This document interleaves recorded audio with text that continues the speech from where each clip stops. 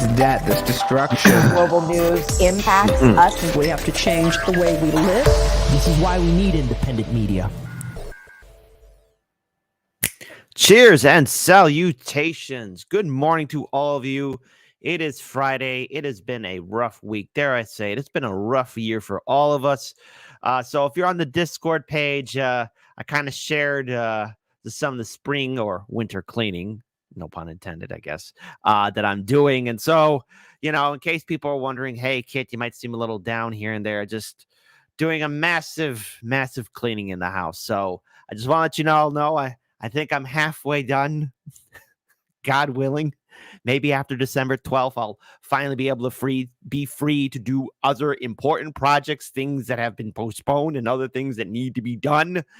But nonetheless, it's good to see all of you. Plus, there's some good stuff happening after December 12th as well. So, you know, but nonetheless, I hope all of you are doing well. I hope all of you are doing right.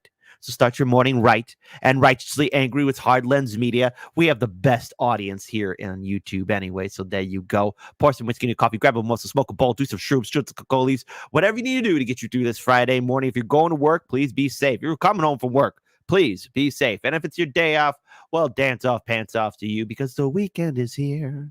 All right. So if you, again, want to help out Hard Lens Media, please consider being a patron supporter. By being a patron supporter, you're making sure that our operations are still up and running. Now, look, I get it.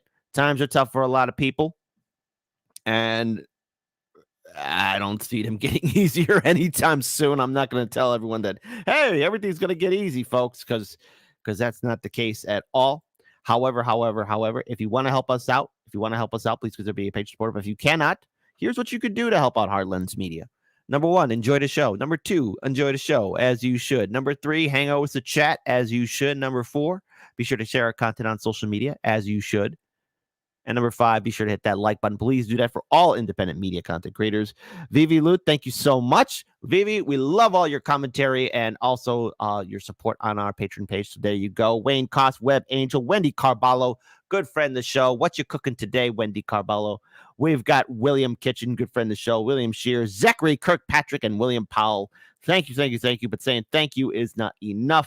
Patron supporters, so much more in the woodwork happening, and some things that I'll even share with some of y'all on the Patron show once I have a little bit more free time, because there's a big change that should be happening sometime mid next year.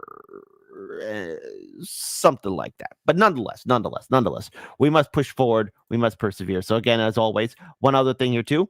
We got 3 brand new subscribers. Stein Wesley, thank you so much. John Matthews and One Life Use It have just subscribed to Hard Lens Media. So thank you. Hey, we got Kurt Boss, Wendy Carballo. Also, we got a special announcement too. Congratulations to Heidi Benner,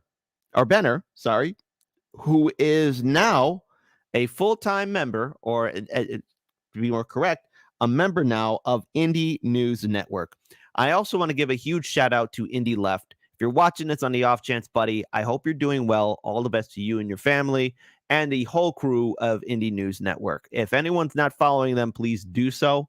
They do phenomenal work, and they're wrongly being censored by YouTube. So please, folks, support them if you can. Share their content on social media. 10 out of 10. Indie Left and his crew, Reef Breland, Colin Rax Carter, and everybody else. Apologies if I'm skipping over names. You guys are the best. And for that, Hard Lens Media gives you a salute, as you should get one. So there you go. So there we go. I'm feeling a little bit better, and it's so good to see you guys. See, whenever I'm feeling down and I start the show, like, you know, all of a sudden the weight of the world lifts off me, and then when the show ends, it comes crashing back down. So there you go. All right, but you know what time it is? It's time for the morning dump. The morning dump. When you guess what? Crap on company time. And now look, all I could say about this work crew is this: dedication. I'd hire them any day, all the time, every day. Hang in there, buddy. Perfect. Perfect. Perfect. Perfect. That is beyond perfection. That is professionalism right there. And don't argue with me in the chat. I am correct. Perfect. Perfect. Brilliant. This crew is beyond professional. Now, look, folks, I hate to break it down to you, especially gentlemen. When she says another dude's name, it's over. Oh, my God, yes. It's just an expression. No, it ain't. Hit the gym, brother. Hit the gym, drink water, move on. She said someone else's name. It's over. It's over. Now I care about. Now listen. This next one here, it's all about dating, a first date. But if she starts vlogging, I think it's time for you to start jogging away.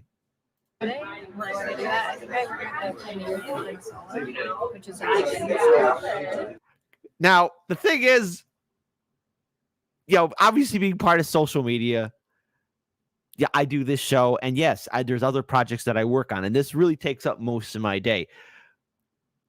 Maybe would be a little bit more forgiving. I understand it because you got to be part of that grind 24/7. It is a rough grind, but sometimes you got to know when to turn the cameras off and live life and touch grass. Okay, it's fundamentally important, but I kind of understand why, just a little bit.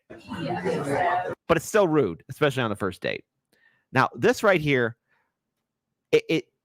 I'm interested in the tactic. It's just that the hand motion is just very suspicious.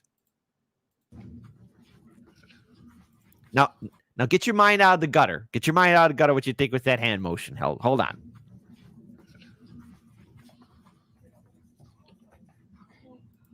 But if I walk normally, watch.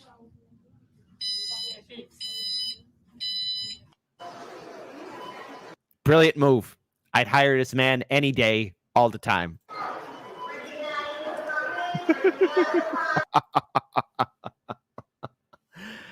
Now, look, this one right here, I have to mute it because of copyright music. But if any of you ever saw the film, the 1988 or I believe 1989 film Alligator, there's a scene in a pool. I never got. It's very rare that a video would disturb me. This video disturbs me. And yes, my lovelies, my mornings, my sunshines, this is very freaking real. And there's a scene like that in the movie. If you've seen the film Alligator, we'll probably watch it, folks. It's actually set in Chicago, even though it doesn't look anything like Chicago, just like how RoboCop was filmed in Detroit, even though it was filmed in Texas. What the hell? And then finally, folks, finally,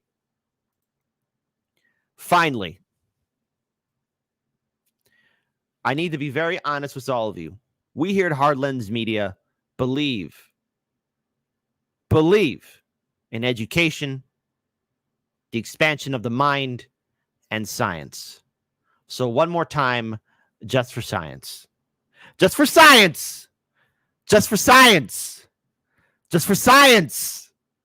It's only for science. Everyone calm down. It's only for science. Okay? It's about the Pythagorean theorem. It's about the hypotenuse of the spherical pyramid.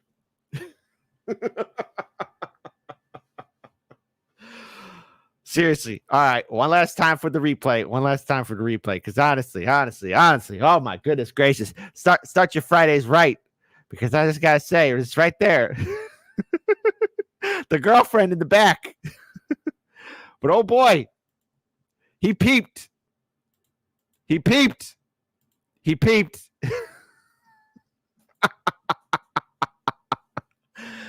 out of 10. Life-changing video for science, as we should. Buds, not bombs. You don't know that. I want to believe it's real. So there you go.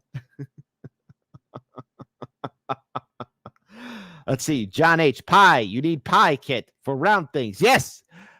That's the square root of pi. All right, folks, my lovelies, my mornings, my sunshines. Start your morning right and righteously angry as Hard Lens Media. I think it's only fair now that before we do go any further, shout out to Absurd Anarchist, who's in the Rumble audience. Shout out to our Rockfin audience. Shout out to our entire YouTube audience. We are grateful, thankful that all of you are so faithful watching us. Miss Witchy Perfect, I saw your email. I responded to it. So the 19th will work for me. It will work for me. So let's make it happen. Live and direct. Live and direct. Let's make it happen.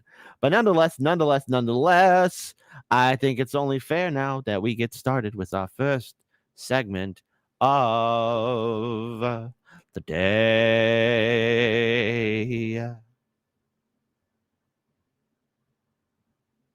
So Dr. Jill Stein has made an announcement that she's going to be running again for the Green Party in 2024. Now, there's still a nomination process taking place, and I think many of us were kind of taken aback by this. And my own personal opinion, the Green Party should have had their action, their plans, whatever kind of tactics they were going to use in 2024, ready early on in 2023. Dare I say it, perhaps it's the aftermath of the 2020 election, okay? Because, again, third parties, independent candidates have always been vilified by corporate media. And I know that there are a lot of people who are excited to see Dr. Jill Stein run again for 2024. I have mixed feelings on this because this, once again, seems like the Green Party is wandering around with no plan whatsoever. And I have a little bit of an anger towards the Greens, especially in regards to how they've been conducting themselves, not only at the federal level, but at the state level in regards for fighting for ballot access and running for office.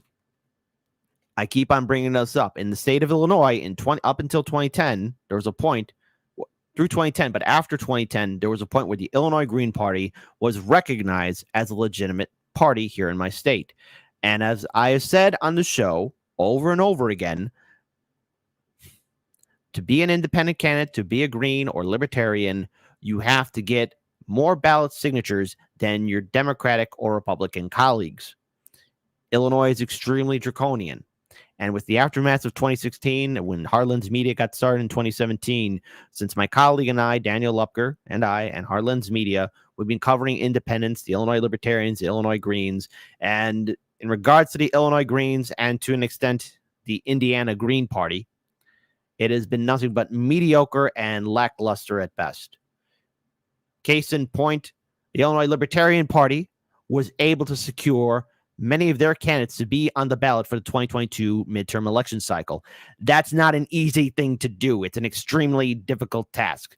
I'm only going to speak for the area and district that I voted in.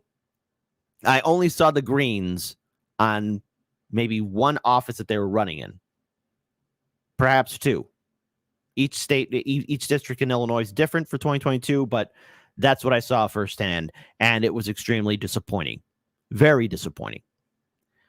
So I have to wonder, especially with Dr. Jill Stein making this announcement, what is the overall plan? Because the Greens had an opportunity with Dr. Cornel West to, really build up their infrastructure. He had a name that everyone knew. Jill Stein was part of it. There was Chris Hedges. Kasama Sawant was somewhat involved. And there was an opportunity to perhaps maybe uplift and turn the Green Party into maybe a force to be reckoned with. Then came the Dow effect. And I do have to question Dr. Jill Stein's judgment in running now, because not only did Dr. Cornel West select Peter Dow, Dr. Jill Stein was the one that suggested that, to have Peter Dow part of the Cornel West campaign. And while the Greens do have problems, and they most certainly do, they had access to 18 states to be on the ballot. Dr. Cornel West went from 18 to 0. And now, because of Peter Dow being associated with the West campaign for only about, a month and a half, Dow leaves.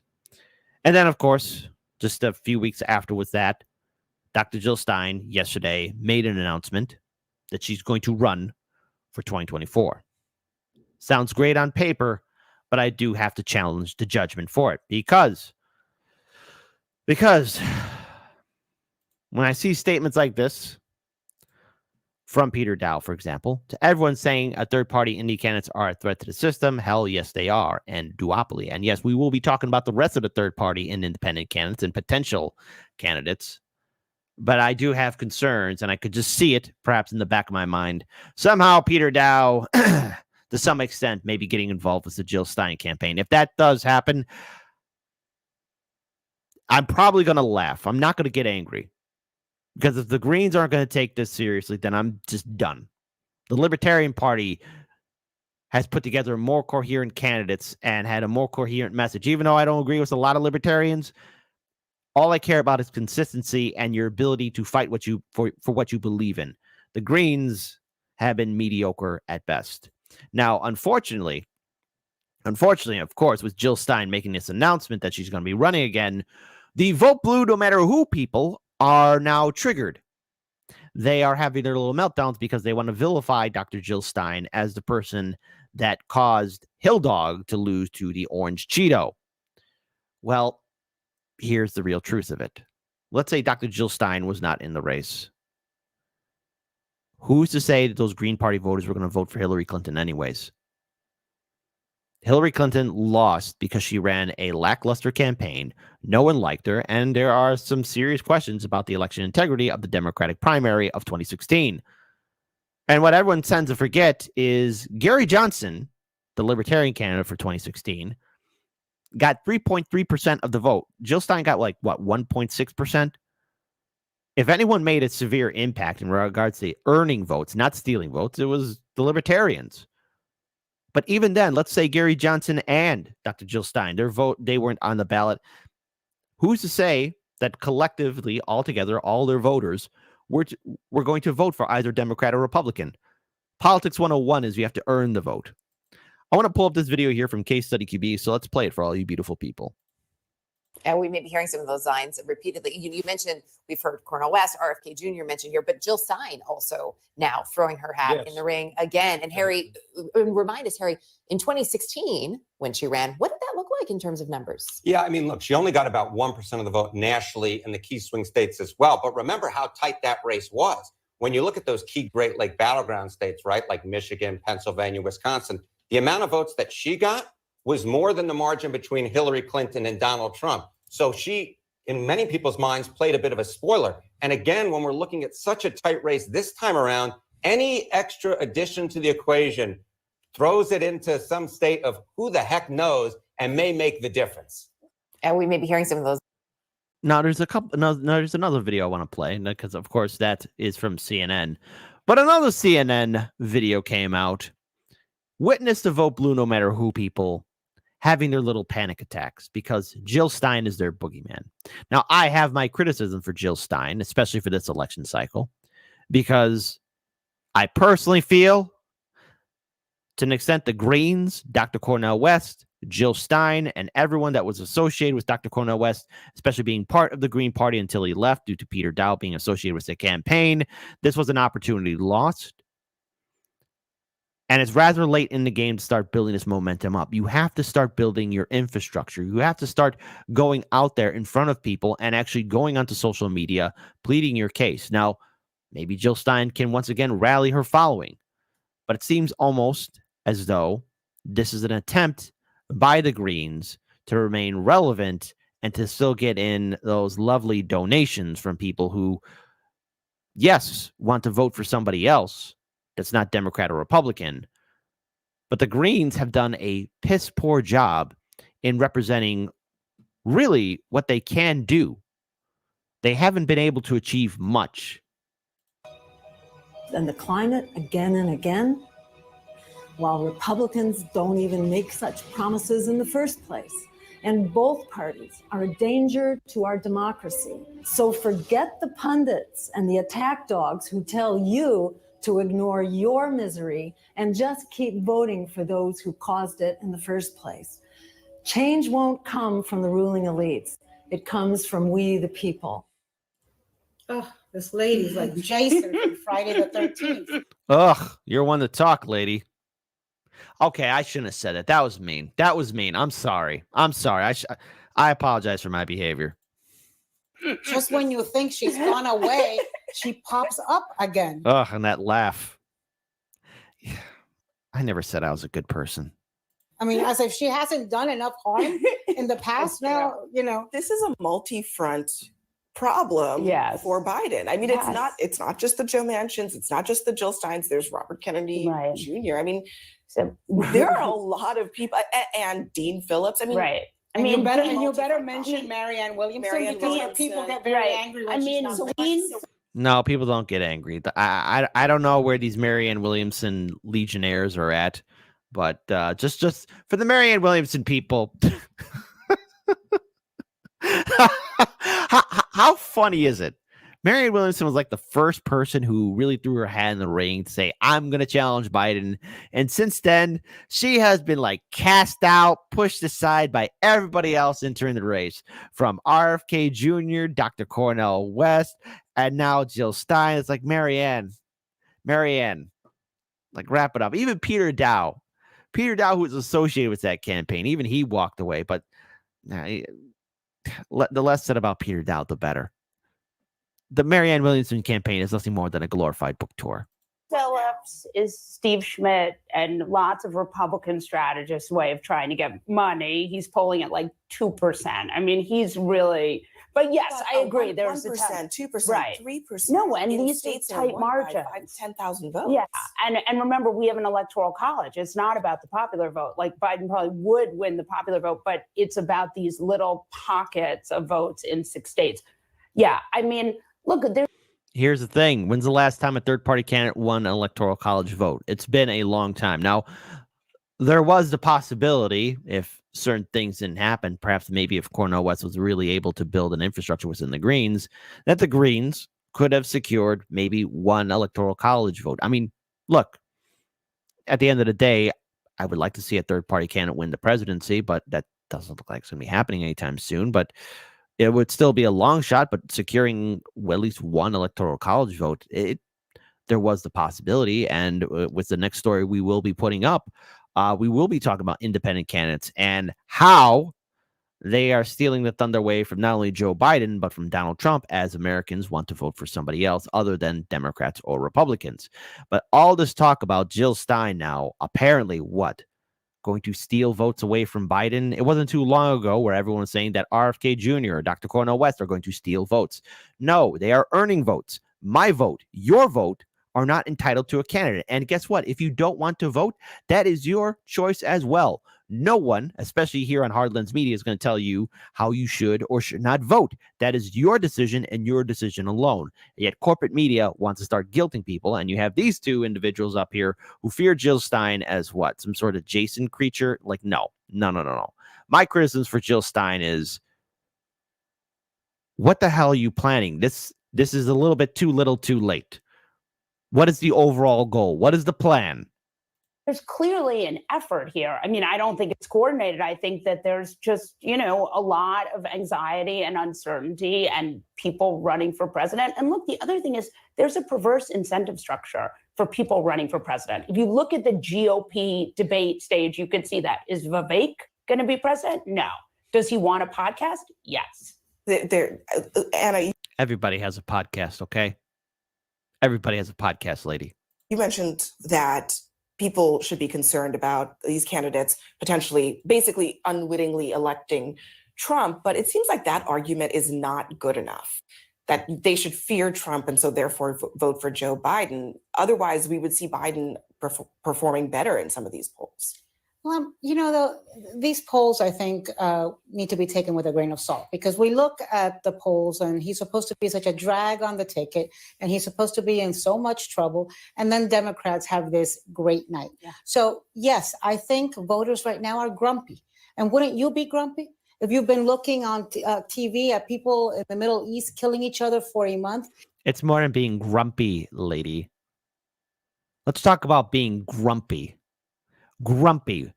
Horrible choice of word right there. Grumpy. Inflation at an all-time high. Putting gas in the car, buying milk, buying eggs, buying food, paying the bills, getting the medicine, taking care of your sick loved ones, your elderly parents, your children. Hell, yourself.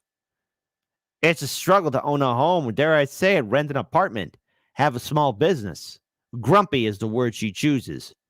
Grumpy at the fact that our politicians are earning six-figure salaries, have gold-plated health care, and other wonderful social benefits. And guess what? They also get to do insider trading. Many of our politicians are millionaires, tiptoeing to the round of becoming billionaires, associated with lobby groups and big pharma and the military-industrial complex and Wall Street and big banks. All of that. Grumpy is the word she uses. Our infrastructure is falling apart. Grumpy on the island of Hawaii, on Maui, the Lahaina community. Most devastating fire in U.S. history. Grumpy. The people of East Palestine, Ohio. 4,000 people exposed to dangerous chemicals. Grumpy. Everywhere else across this country. People struggling. Grumpy. See, this is why no one likes CNN. I'm ever waiting for the day, ever hopeful that at least I'm still alive when I get to see the headline CNN out of business. It would be ever so nice.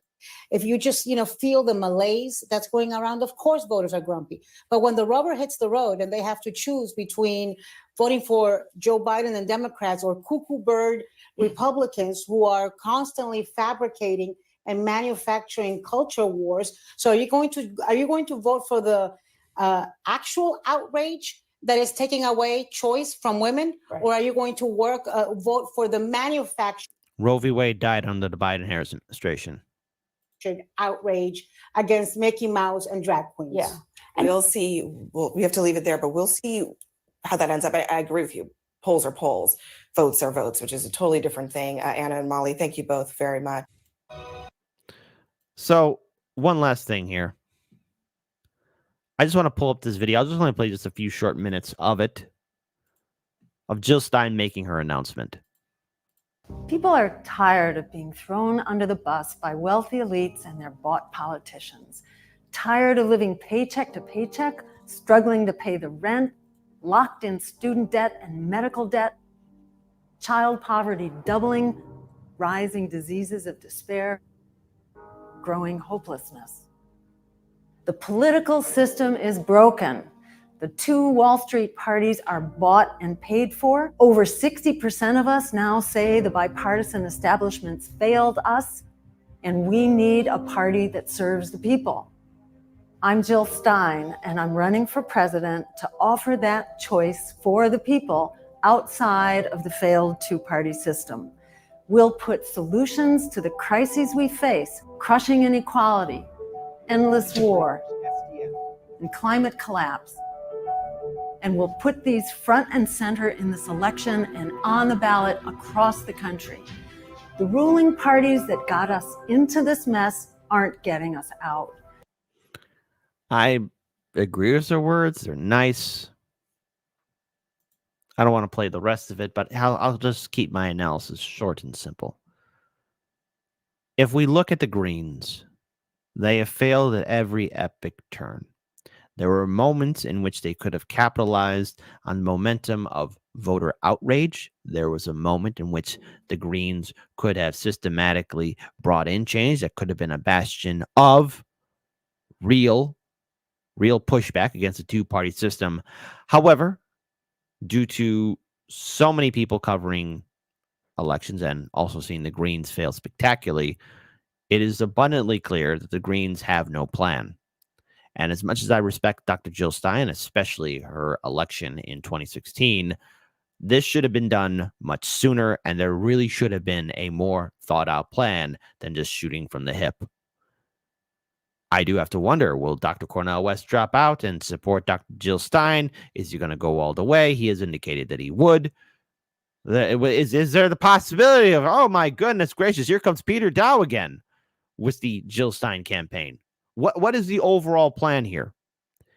Now, I said on this show that I support independents and third-party candidates, but right now, it seems as though no one has really fully thought out the plan, and they're right now haphazardly just going along. And while there are voters, Americans who do want to vote for a third-party candidate, if none of you are on the goddamn ballot, then you've wasted everyone's time.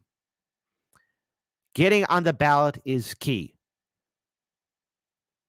But if they're not going to take the initiative, and if Dr. Jill Stein is going to wait for the last minute to now make her campaign noticed and get on the ballot, I mean, again, she's with the Greens. If she wins the nomination right off the bat, she has access to at least 18 states. That's phenomenal. 18 states, 32 more to go. The Libertarians, as it stands right now, have between 38 to 40 states. That's fantastic for them. Ballot access for 50 states. It is the task that is necessary to happen in order for Greens, Libertarians, and yes, the independent candidates to secure their names so that voters can vote for them. And this is an extremely serious task. And I don't want to make this sound like it's climbing Mount Olympus, but it is. You have to get ballot signatures. And in my state, I just give it as an example. In Illinois, if the I's are not dotted properly, if the T's are not crossed properly, that name gets thrown off. It is an arduous task for ballot access. And there are other states that are on par with Illinois being very draconian towards third parties and independents. So I wish all the best to the Jill Stein campaign. I hope they can continue on with this momentum. And I hope Dr. Jill Stein goes on to other independent media shows to really plead her case and talk about it. Because with the aftermath of Cornel West leaving the Green Party, there's a lot of questions right now. What was the overall plan? What was the overall tactic? Because right now, things are not making sense. And I hope there's some clarification before the end of 2023. We as voters need to know this. So all the best to the Greens. But your opportunity to really make an impact has long since passed. With that being said, please be sure to like, comment, share, and subscribe. Be sure to hit that ring bell notification. Phantom Film Australia. What is Aleppo? Why, Aleppo is a little old, small, family-friendly town in a place called Syria. Look, I don't mean to be too harsh towards Jill Stein. It's just I'm the one side I'm happy. Like, okay, good. On the other side, I'm really angry and annoyed. Because there needs to be a plan. What is the overall plan? And I remember even asking this like a little bit off subject, but for example, these sanctuary cities, when during the height of the Trump presidency, a lot of these activists and organizers that myself and Daniel covered in Chicago, protests from Trump Tower, him and I asked the same question, like, okay, this sounds good, sanctuary cities, but what's the overall infrastructure, the plan to take care of the people? And, you already know the story. All of you already know it. We were booed. We were told we didn't know what we were talking about. They were sexist, misogynist, whatever, all that kind of stupid stuff, all those dumb names. And so to the Greens and independents, what is the plan? Because y'all should have been acting with a battle plan no later than 2020, with the aftermath of the 2020 election. Like, read the room, prepare for tactics, have a plan, pick somebody, build the infrastructure. It just seems like a thing to do, so you have everything working for you. So there we go. And Kurt Boss says nobody panics because it's all part of the plan. That's true. Let's see. And Foeman TV says, I'm Jill Stein and I want to make an extra $1 million and then shepherd people back into the Democratic Party. Oh, Jesus Christ. All right. Let's see who else we got here. Let's see. Drew Coe says, we just want a real choice. True. Observe Anarchist. Williamson Uger, 2024. I saw what you did there. Now you get on out of here. You get out of here.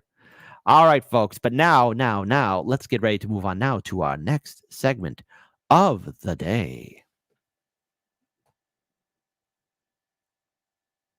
With the aftermath of Dr. Jill Stein making her announcement that she is going to be running for the Green Party nomination in 2024, attention has been once again put onto the independent candidates who are running. Now, I have my criticisms for both RFK Jr. and Dr. Cornel West. Now, I do have to commend RFK Jr. for taking the serious task of, running a Democratic primary and then leaving it to run as an independent. He should have maybe done that from the get-go. But nonetheless, it is what it is. The ink is already dry. I have my other criticisms for RFK Jr. and his very close relationship with Israel and Rabbi Shmuley, and so much more, to where I would not think about voting for him. Dr. Cornel West's campaign started with the People's Party, and it made perfect sense to me when he left them to run with the Greens, and then bringing in Peter Dow, which was a horrible idea, declaring himself independent and losing ballot access from 18 states to a whopping 0. But nonetheless, when you add in Dr. Cornel West and RFK Jr.'s name to the ballot for a potential vote off with Biden and Trump's name as well, what is important to note and point out is that RFK Jr. and Dr. Cornel West, in their own right, are able to secure a significant portion of the vote, in which it could help them perhaps build a independent third-party movement. And it also is a severe gut check to the Democrats. And no, vote blue no matter who. RFK Jr. and Dr. Cornel West, as much as I might be critical of them right now, they are not stealing votes from Biden. They are earning votes. And this is across the political spectrum, because Republican voters and Democratic voters want to vote for somebody else. Everyone's sick and tired of the two-party system. And I want to pull this up here. Focus groups, Arizona, swing voters prefer RFK Jr. to Trump and Biden. So what is going on? Dissatisfied with President Biden and former President Trump, some Arizona swing voters prefer Robert F. Kennedy Jr. in 2024, according to our latest focus group. So why it matters. Interviews with Arizona voters who pivoted from Trump in 2016 to Biden in 2020 suggested they are open to a third option other than the two candidates leading their parties.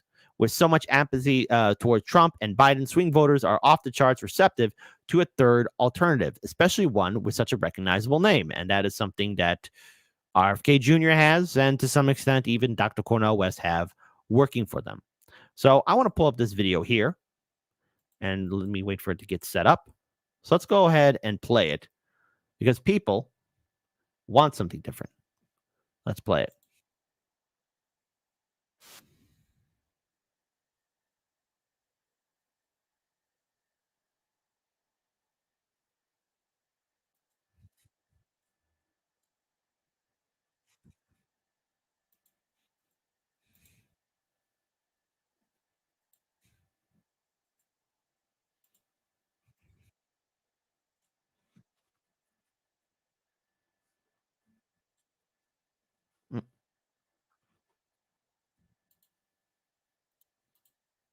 Right? Apologies for that. Let me rewind that.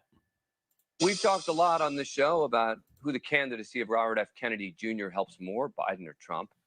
What if the answer is kind of neither? What if the candidate who gains the most from RFK's entry into the 2024 presidential race actually is Robert F. Kennedy Jr.?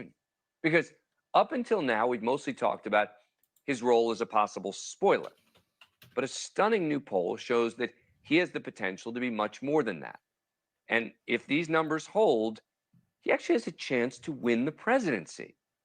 Now, remember this New York Times poll, right? Had everyone buzzing about Trump leading Biden in 5 of 6 key battleground states. But it also shows that in those 6 key battleground states, RFK is very much within striking distance of both Trump and Biden in a hypothetical 3-way matchup.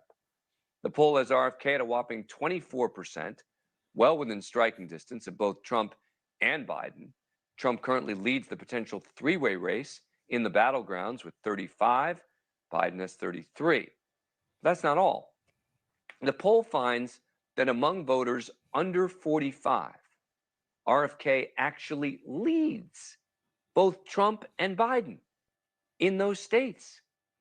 He pulls down 31% among voters 30 to 44, just ahead of both Trump and Biden, who each have 30%. He fares even better among the youngest voters. Poll shows RFK has 34% support with voters in the 18 to 29 category. Now, I know as much of us who are critical of RFK Jr., especially towards his unwavering support for Israel, it is abundantly clear that his name recognition is what's going to secure him plenty of votes from people who are angry or no longer interested in voting Democrat or Republican. And to be very clear here, not a lot of people watch independent media because everyone is very busy. And so because the way corporate media presents the news, they see RFK Jr. as the independent candidate. And let's be clear here, when asked a simple question, would you support a third-party candidate? The number of Americans who want to support somebody else other than Democrats or Republicans has been increasing with the passing of every single year. Since we started Hard Lens Media, we've talked about this story about how Americans want to vote for a third-party candidate. And now, around 50% of the U.S. population identifies himself as a third-party voter, independent, non-affiliate voter, because they are tired of Democrats and Republicans screwing us over. I want to pull up another video here, and a shout out to a good friend of the show, Larry Sharp, libertarian. Please be sure to check out his show and content. He breaks it down perfectly on this same program, so please be sure to give a follow to Larry Sharp. Robert F. Kennedy Jr. continues to be almost completely ignored by both left and right-leaning cable news following the launch of his third-party presidential campaign. Fox News, MSNBC, CNN combined mentioned him just 8 times in the past 2 weeks. Now, this is status quo for the left-leaning outlets. And while JFK was the toast of the town on Fox News for a while, now they are giving him the cold shoulder since he's running against the eventual Republican nominee and heavily favored Donald Trump. But the partisan media on both sides ignore him, I think, at their peril, because the latest fundraising and polling numbers. I also want to bring up something here in the live stream chat. Shout out to our viewing audience here. Chicago Great One writes, there's literally no primary in either party this year. That is absolutely correct. We've known the nominees since last election. Never has been less of a choice. Precisely. I'm going to be surprised if the Democrats actually are successful in getting Biden not to run. But let's be clear here. I think he's going all in. They're going all in with old man Biden. And Trump, I said in 2020 that Trump was going to run again. Daniel said that Trump was going to run again. Jimmy Dore said Trump was going to run again. RBN said Trump was going to run again. Everyone saw it coming. In fact, a lot of us would have been surprised if Trump didn't run again in 2024. That would have been the shocker. But I have to give a shout out to my old colleague, Farron Frozik, who said, look, Trump has to run again because he wants to gain control again of his political movement, the MAGA movement, because Ron DeSanctimonious, the high-heeled governor of Florida, all right, I shouldn't have said that, was battling Trump for the MAGA movement. And the way DeSanctimonious has been floundering, come on, it's not even open for a debate. Trump has won the Republican primary. There was a third debate already, and no one cared. No one noticed. Why? Because Republican voters wanted Trump. And of course, Biden, and this is a very good picture of Biden. It doesn't look like the senile Biden that we've been looking at recently. It was going to be a rematch again. 2 old men fighting over a cold bowl of soup. So it's completely understandable when RFK Jr.'s name is added to the roster, Dr. Cornel West, and look, to an extent, Dr. Jill Stein of the Green Party, or fighting for the Green Party nomination, their names will pull in and gravitate more voters. 50% of the population here in America identifies themselves as third party and independent. Suggest whether they like it or not, Robert F. Kennedy Jr. is going to be a factor in the 2024 presidential race. He raked in a whopping $11 million within 6 hours of launching his independent bid. Campaign coffers filling up fast. Look at his poll numbers. New PBS poll shows Kennedy drawing 16% of the vote in a hypothetical 3-way race with Biden and Trump.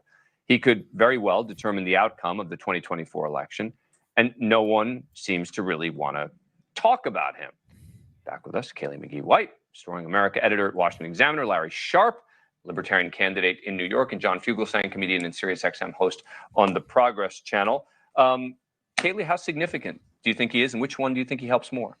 I think that he hurts Biden more, ultimately. I think that his fundraising haul is impressive. However, I just don't see any realistic path to victory for a third party candidate because of the state selection process. I mean, the winner takes all system really takes. He's not going to win. No. He's not going to win. The question is, who's he going to? And he seems to think, by the way, that he's going to take more votes from Trump. And I tend to agree with him. I mean, this is RFK talking about this very issue on a recent radio show.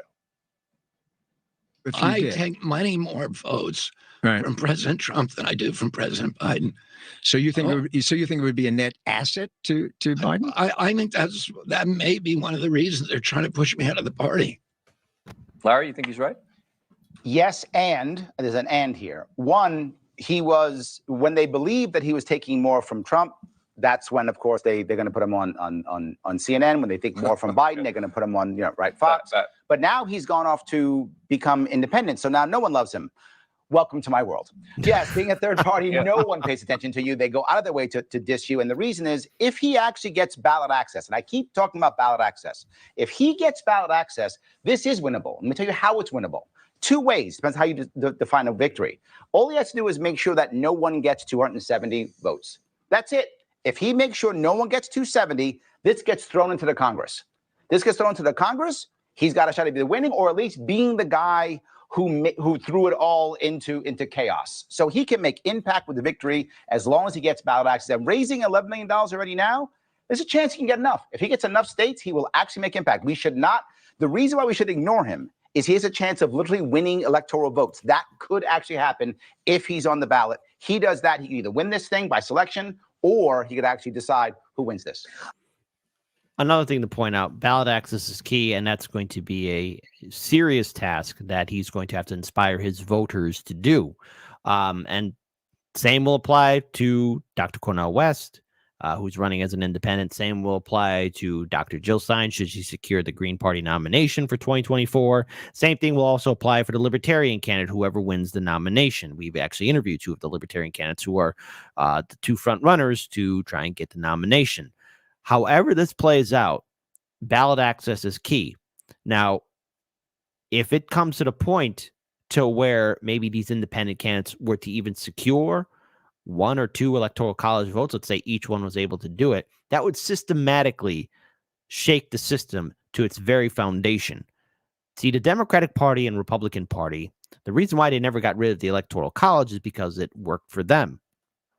We're the only democracy, republic, that doesn't rely on popular vote. We have a very antiquated system. So popular vote means jack.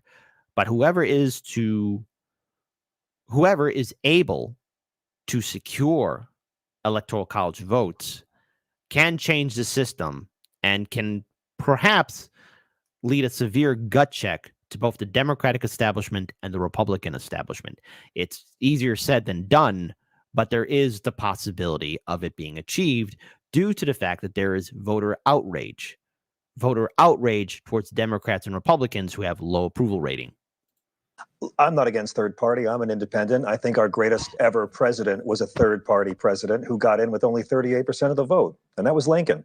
RFK was taking a lot more away from Trump with the anti-vax rhetoric. And that's why last week he began talking about reparations. And now he's getting more heat. It is true that third party candidates like Ross Perot and Ralph have gotten a lot more media coverage in the last 25 years. In this case, Robert Kennedy's not going to be able to win the Kennedy family primary, and they're going to come out against him hard. I don't Does that matter? I mean, that matters among Democrats, well, right? if the Kennedy brand is what he's riding, For Democrats, the Kennedy family will come out against it. So They already have. I disagree with I still think that it hurts Biden more. And I say this because the Democratic primary base has not made up its mind about Joe Biden, but everyone in the Republican base has made up their mind about Donald Trump one way or the other. The Republican base is pretty much unified around Trump. Joe Biden cannot solidify his support right now. That pulls support away from him. And also, listen, all Trump has to do is get up on the stage and say, he endorsed Hillary Clinton twice. He voted for Joe Biden in 2020. He supports a radical climate agenda, and he supports AOC's tax plan. Those are RFK's policies. As soon as you start talking details, the support from Republican Well, that's what Sean voters Hannity's is gonna, doing now, right? Yeah. Before he was sort of celebrating him. Oh my, no one's giving him a chance. And now Hannity's like cross-examining him. I mean, find me liberals who care about women's reproductive rights who are going to vote for a guy who spoke at CPAC. RFK speaking at CPAC. That's kissing away Democratic I'll go votes. back to my point, right? He has to win in independent states. He's got to win in like Utah or Wyoming or New Hampshire or a place like that. I'm making those states up. But that's where he's going to win. He's not going to win in any place else. But he could win in those states because there's enough people who are independent-minded or who don't vote. And if that person gets up out of their seat, right, and they show up at the polling station, they vote RFK. Product brand name.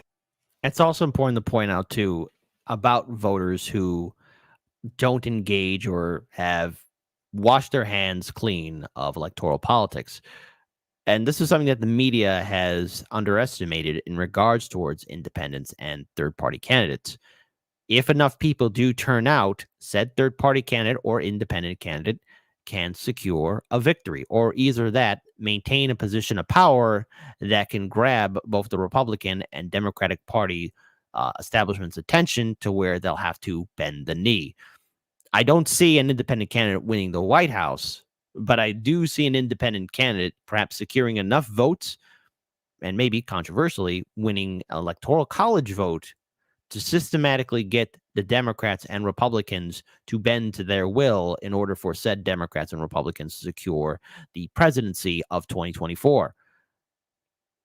Boy, wouldn't things be simpler if we had a ranked choice voting and popular vote? Things get stupid here in America. Boy, oh boy, does it ever. But however, again, articles are pointing out that Biden's independent and primary rival sees on his bad polls. Let's face it. You have people who are already covering this. They're talking about how Dean Phillips, a Democrat from Minnesota, yes, to a lesser extent, Marianne Williamson, are slowly gaining momentum. You have RFK Jr. and Dr. Cornel West, who can, as independent candidates, cause a severe headache to Republicans and Democrats, and to an extent, Dr. Jill Stein of the Green Party, should she secure the nomination, and the Libertarians. I don't know how 2024 will play out. I know it's not going to be the most important election year of our lifetime, but it should be the most interesting and most hilarious. I hope that's how it turns out.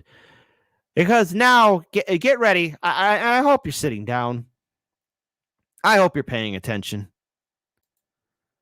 Because if I see this, I might have to throw a brick at something.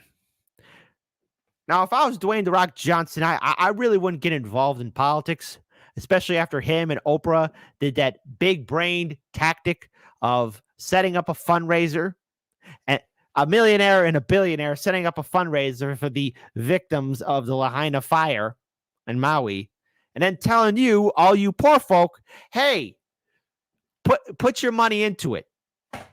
Stupid. But if you don't believe me, hey, here's CNN once again having another collective meltdown. I was fascinated, though, by another potential, we don't know, maybe fresh face in politics, Dwayne "The Rock" Johnson. Oh, God. Just on Trevor Noah's podcast, he's... God damn it. Why is everyone having a freaking... Never mind. You know what? Hey, everyone has a podcast. Your left hand is going to have a podcast. Your dog's going to have a podcast. Everyone has a podcast. Says he's actually on the radar of both parties. Take a listen to this moment. At the beginning of the year, at the end of the year, rather, in 2022, I got a visit from the parties asking me if I was going to run and if I could run. Wow. And it was a big deal. And it came out of the blue. Wow. And it was one after the other. And they brought up that poll. They also brought up their own deep dive research and data that would prove, should I ever decide to go down that road, You would be a real contender. I hate saying this, but there would be people who would even consider supporting Dwayne "The Rock" Johnson. My criticism of The Rock was how tone deaf do you have to be as a millionaire, a multimillionaire, to set up a freaking fundraiser and then ask poor people to put in their money. See, now if he put in, let's say, $1 million and Oprah were to do an extent, something like that, hey, $2 million in the fundraiser, that's fine. I'm willing to give him that, okay? Bare minimum. Then I think it would be okay. Like, hey guys, we just put $1 million. And Oprah put $1 million into the fundraiser. But if you could help out too, with just $1, again, things would not be so bad. But Jesus Christ, you set up a fundraiser. I'm so glad that the whole internet dragged them through the coal. Hot ranking coals. I'm so glad they did that. But brace yourselves, okay? Brace yourselves for 2024. Everyone pretend to be shocked at how stupid it can get. It's going to be funny. It's going to be interesting. But work on your shocked face. Yeah. David, what do you make of that? Jesus says it doesn't matter. 2024. Well, look, he's a really popular figure, and he's in popular culture. And David, shut up. I think we've now seen that people can make the jump from popular culture to political success in America. And he crosses a bunch of lines, racial lines, political lines, and so on. But there's a lot between there and what it takes to actually run for president, become president. He said family considerations caused him not to do it.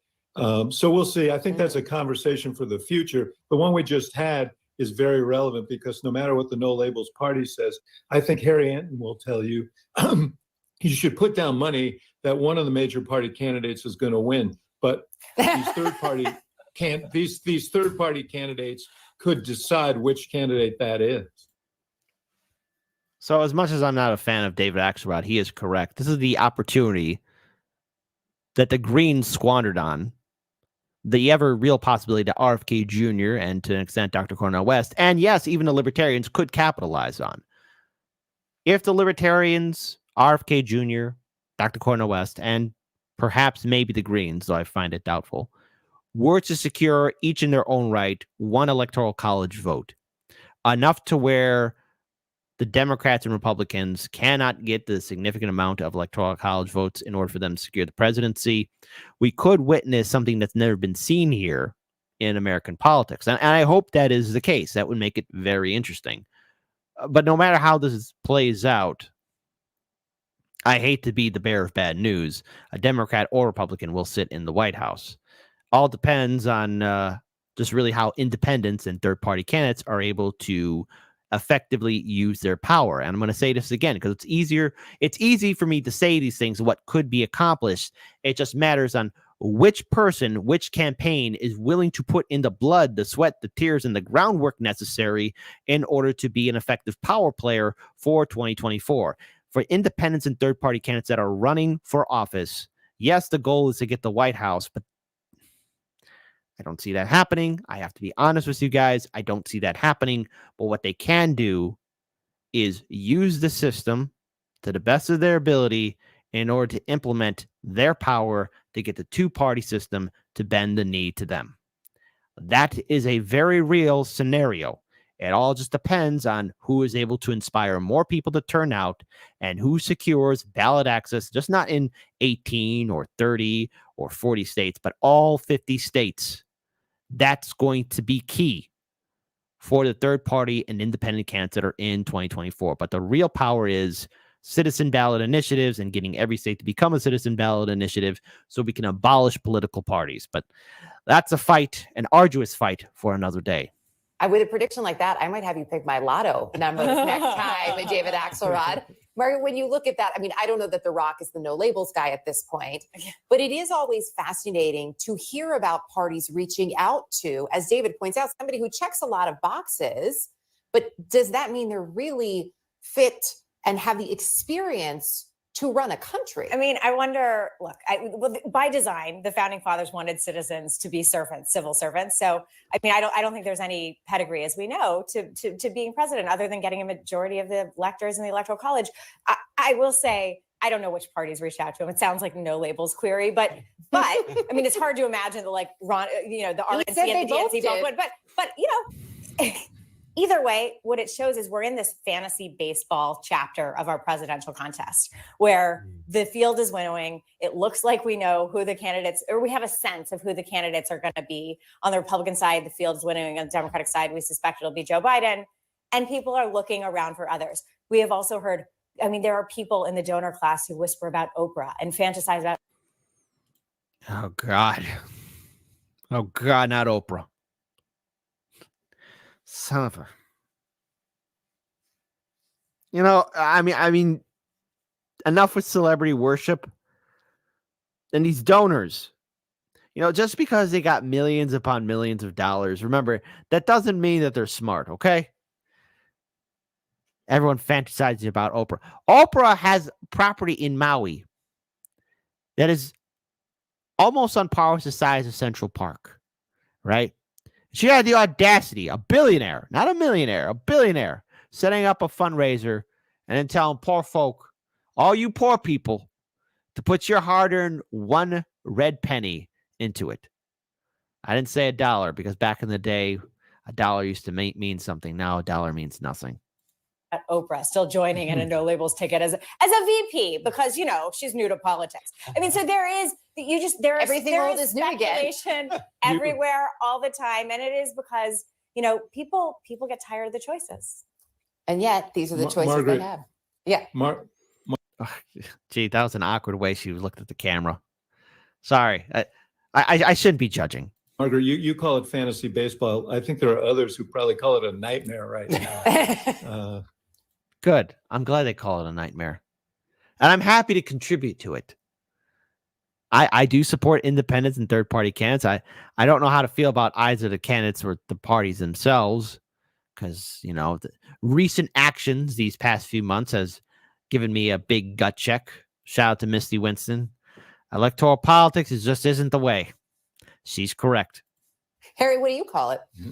I call it a dream come true because I would never have experienced anything quite like this. I mean, this is like something out of an Aaron Sorkin script rather than realism, but apparently we're now living in the West Wing or something like that. We just might be. There is a lot, and it'll be interesting to see how it all plays out because you're right. We know who the players are, and yet we keep hearing all these things. All right. Great to see all of you. Thank you. Thanks for playing along. And as a final note, look, I think it's also important that we do acknowledge that Dr. Cornel West is still running. I really don't know how much momentum he has in his campaign, and knowing the fact that it has had a lot of serious issues in regards to infrastructure, Peter Dow being a campaign manager, and of course, leaving the People's Party for the Greens and now running as independent. I do wish him all the best, and I think it's important that we at least hear from him as well.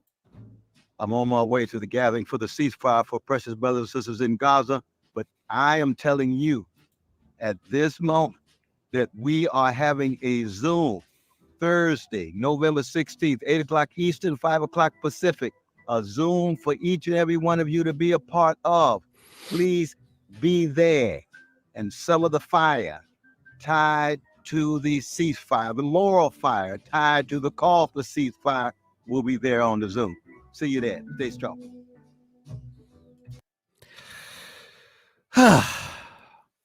So I want to end this with a question to you, my audience.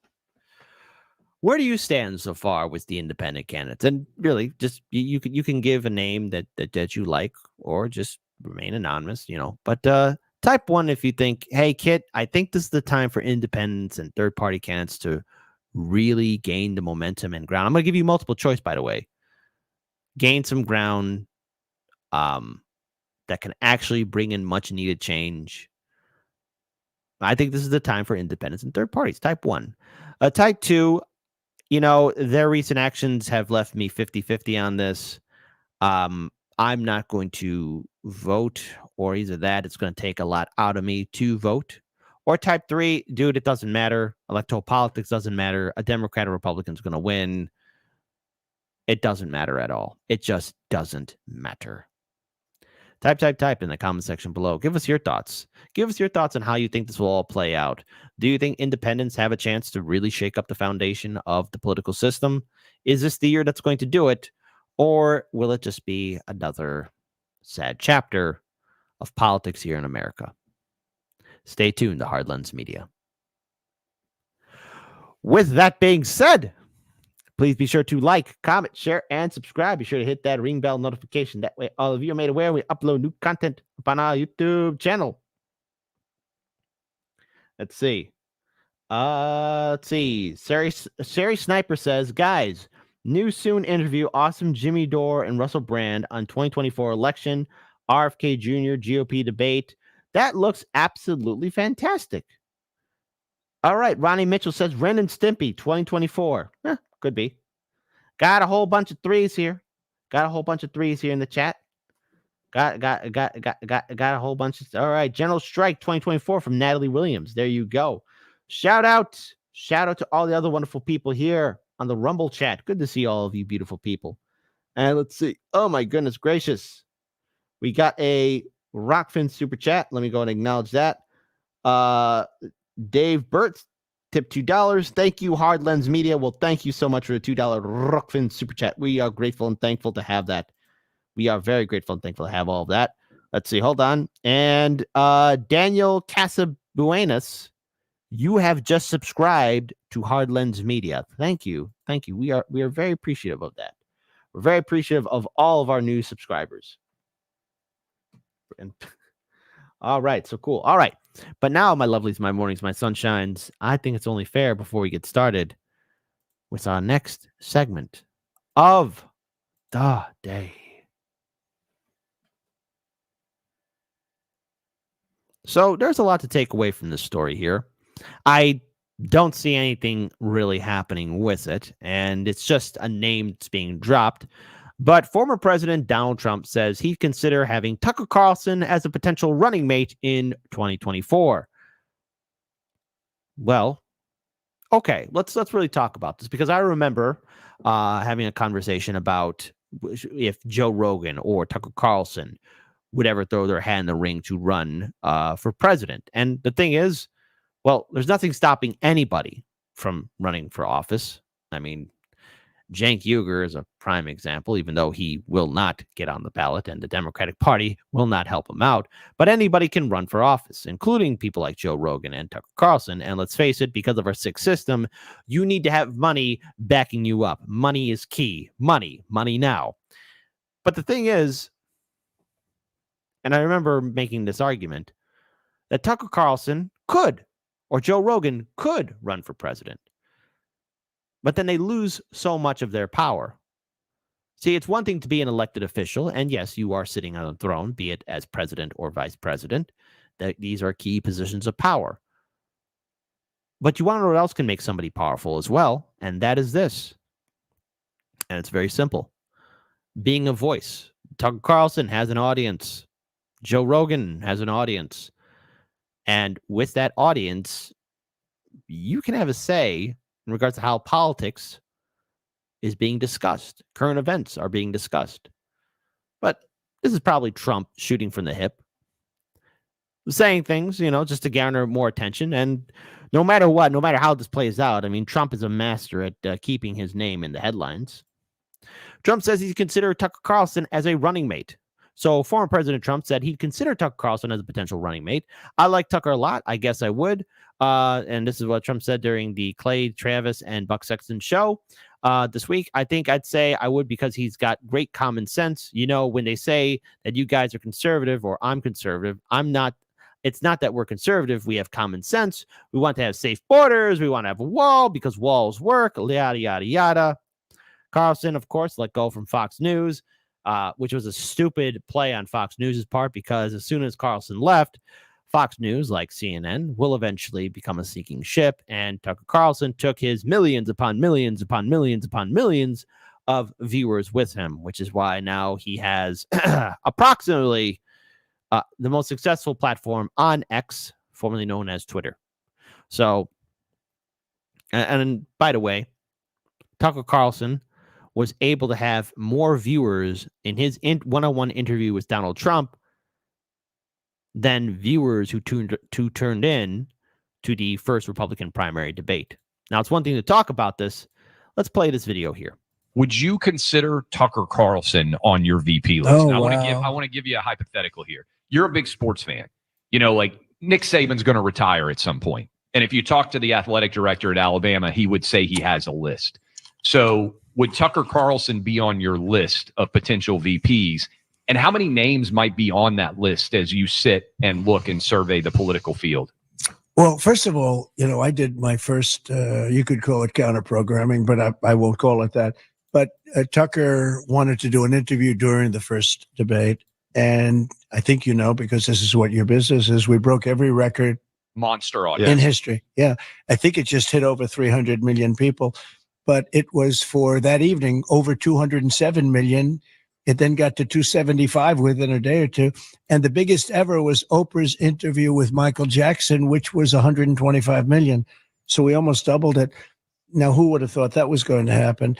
The debate, the last debate they had the lowest audience in the history of presidential debates. I don't know if you know it. And I think the one tonight it's on tonight. And I don't even talk about it. Would you consider Tucker, though, that they based on those I numbers? like Tucker a lot. I guess I would. I think I'd say I would, because he's got great common sense. You know, when they say that you guys are conservative or I'm conservative, it's not that we're conservative. We have common sense. We want to have safe borders. We want to have a wall because walls work. You know what I used to say about walls? I'd say wheels and walls, everything changes.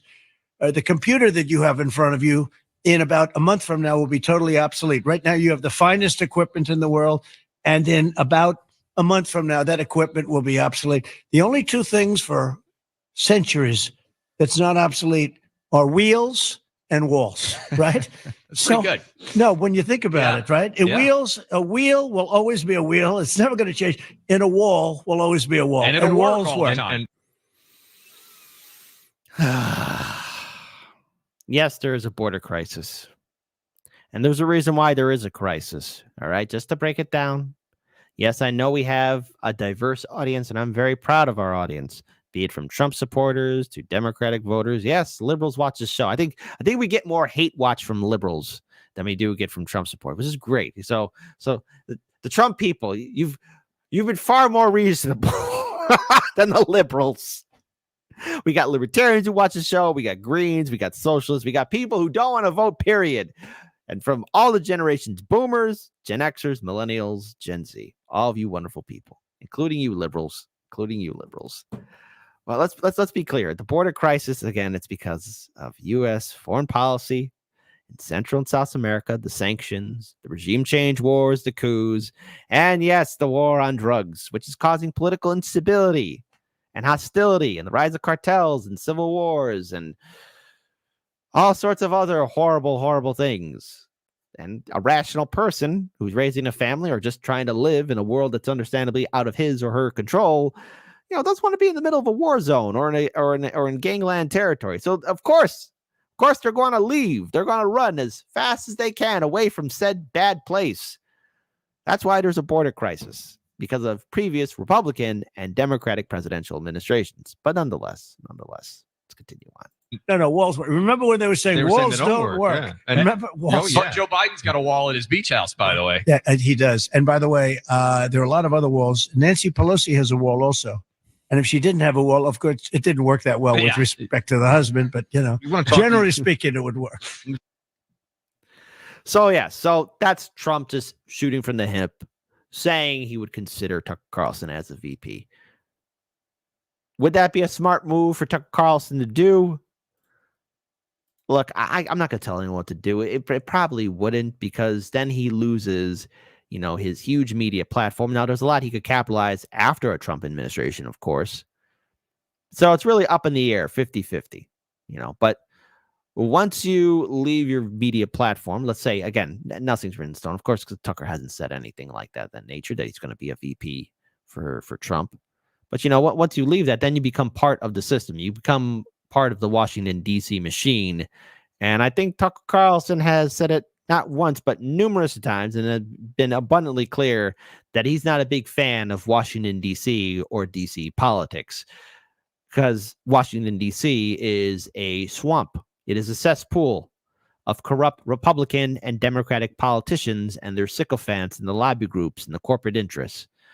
But it's interesting. And Trump, once again, knows how to get his name in the papers.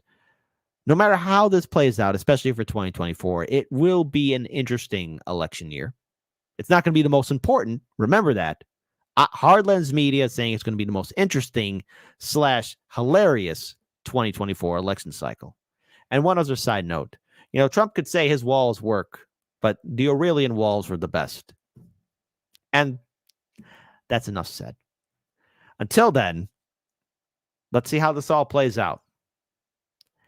I'm hoping for some entertainment for 2024, and Hard Lens Media will be covering it. With that being said, please be sure to like, comment, share, and subscribe. Be sure to hit that ring bell notification. That way all of you are made aware we upload new content upon our YouTube channel. We got a lot to talk about live and direct all the time. Good to have all of you beautiful people watching us. Dave Burt said, Kit and Sabby Sabs got the smooth manner, most live rhetoric ability of the ones that are new the last years, which is why I praise them specifically. As you should, Dave Burt. Thank you. And a really huge shout out to Sabby Sabs. She recently got past 50K subscribers, so well done to her. And I do appreciate all the love and support that we get here on YouTube, Ruckfin, Rumble, and Kick as well. So there you go. Shout out to our Kick audience, our Rumble audience, and let's see, our YouTube audience. In case you missed out, whoa, we got from $10. First of all, Notori Lee, right here. You, right here in my heart. I see all those wonderful hearts in the chat. I just saw that, as you should. You should send all those hearts, because guess what? You're going to get some hearts too. Jay Sharp, $10. Boomer here. Carry on, Kit. As I should indeed. So there you go. Let's see. Hold on. Want to make sure I got everything else here correct. Before I push forward.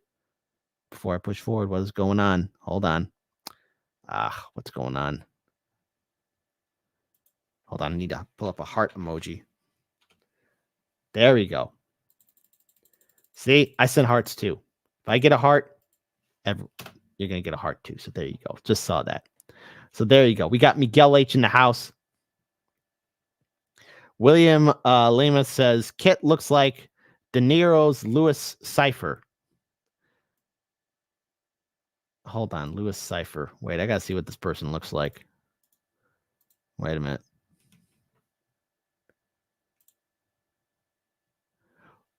Oh, yo,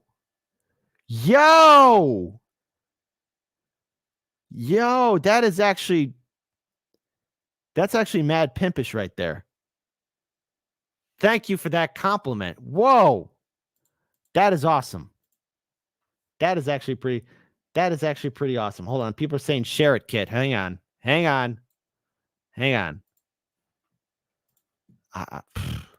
Man, look at that. I have, God damn. What? It's evil Kit. It's evil Kit right there, man. Yo. Whoa. Oh, I should do that for Halloween. That is awesome. I had no idea about this. Sometimes things fly under my radar. That is actually pretty cool. That's actually pretty cool right there. That's very cool. That's very cool. You know what? That earns a victory dance. One more time for science. One more time. Oh my God. Just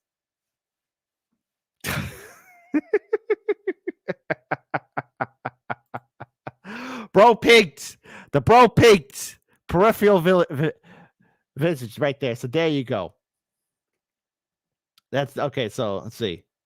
I thought Spock was the goatee was scarier, but this, yes, evil Kit. Evil Kit is in the house. But now, folks, let's get ready to move on to a fun story.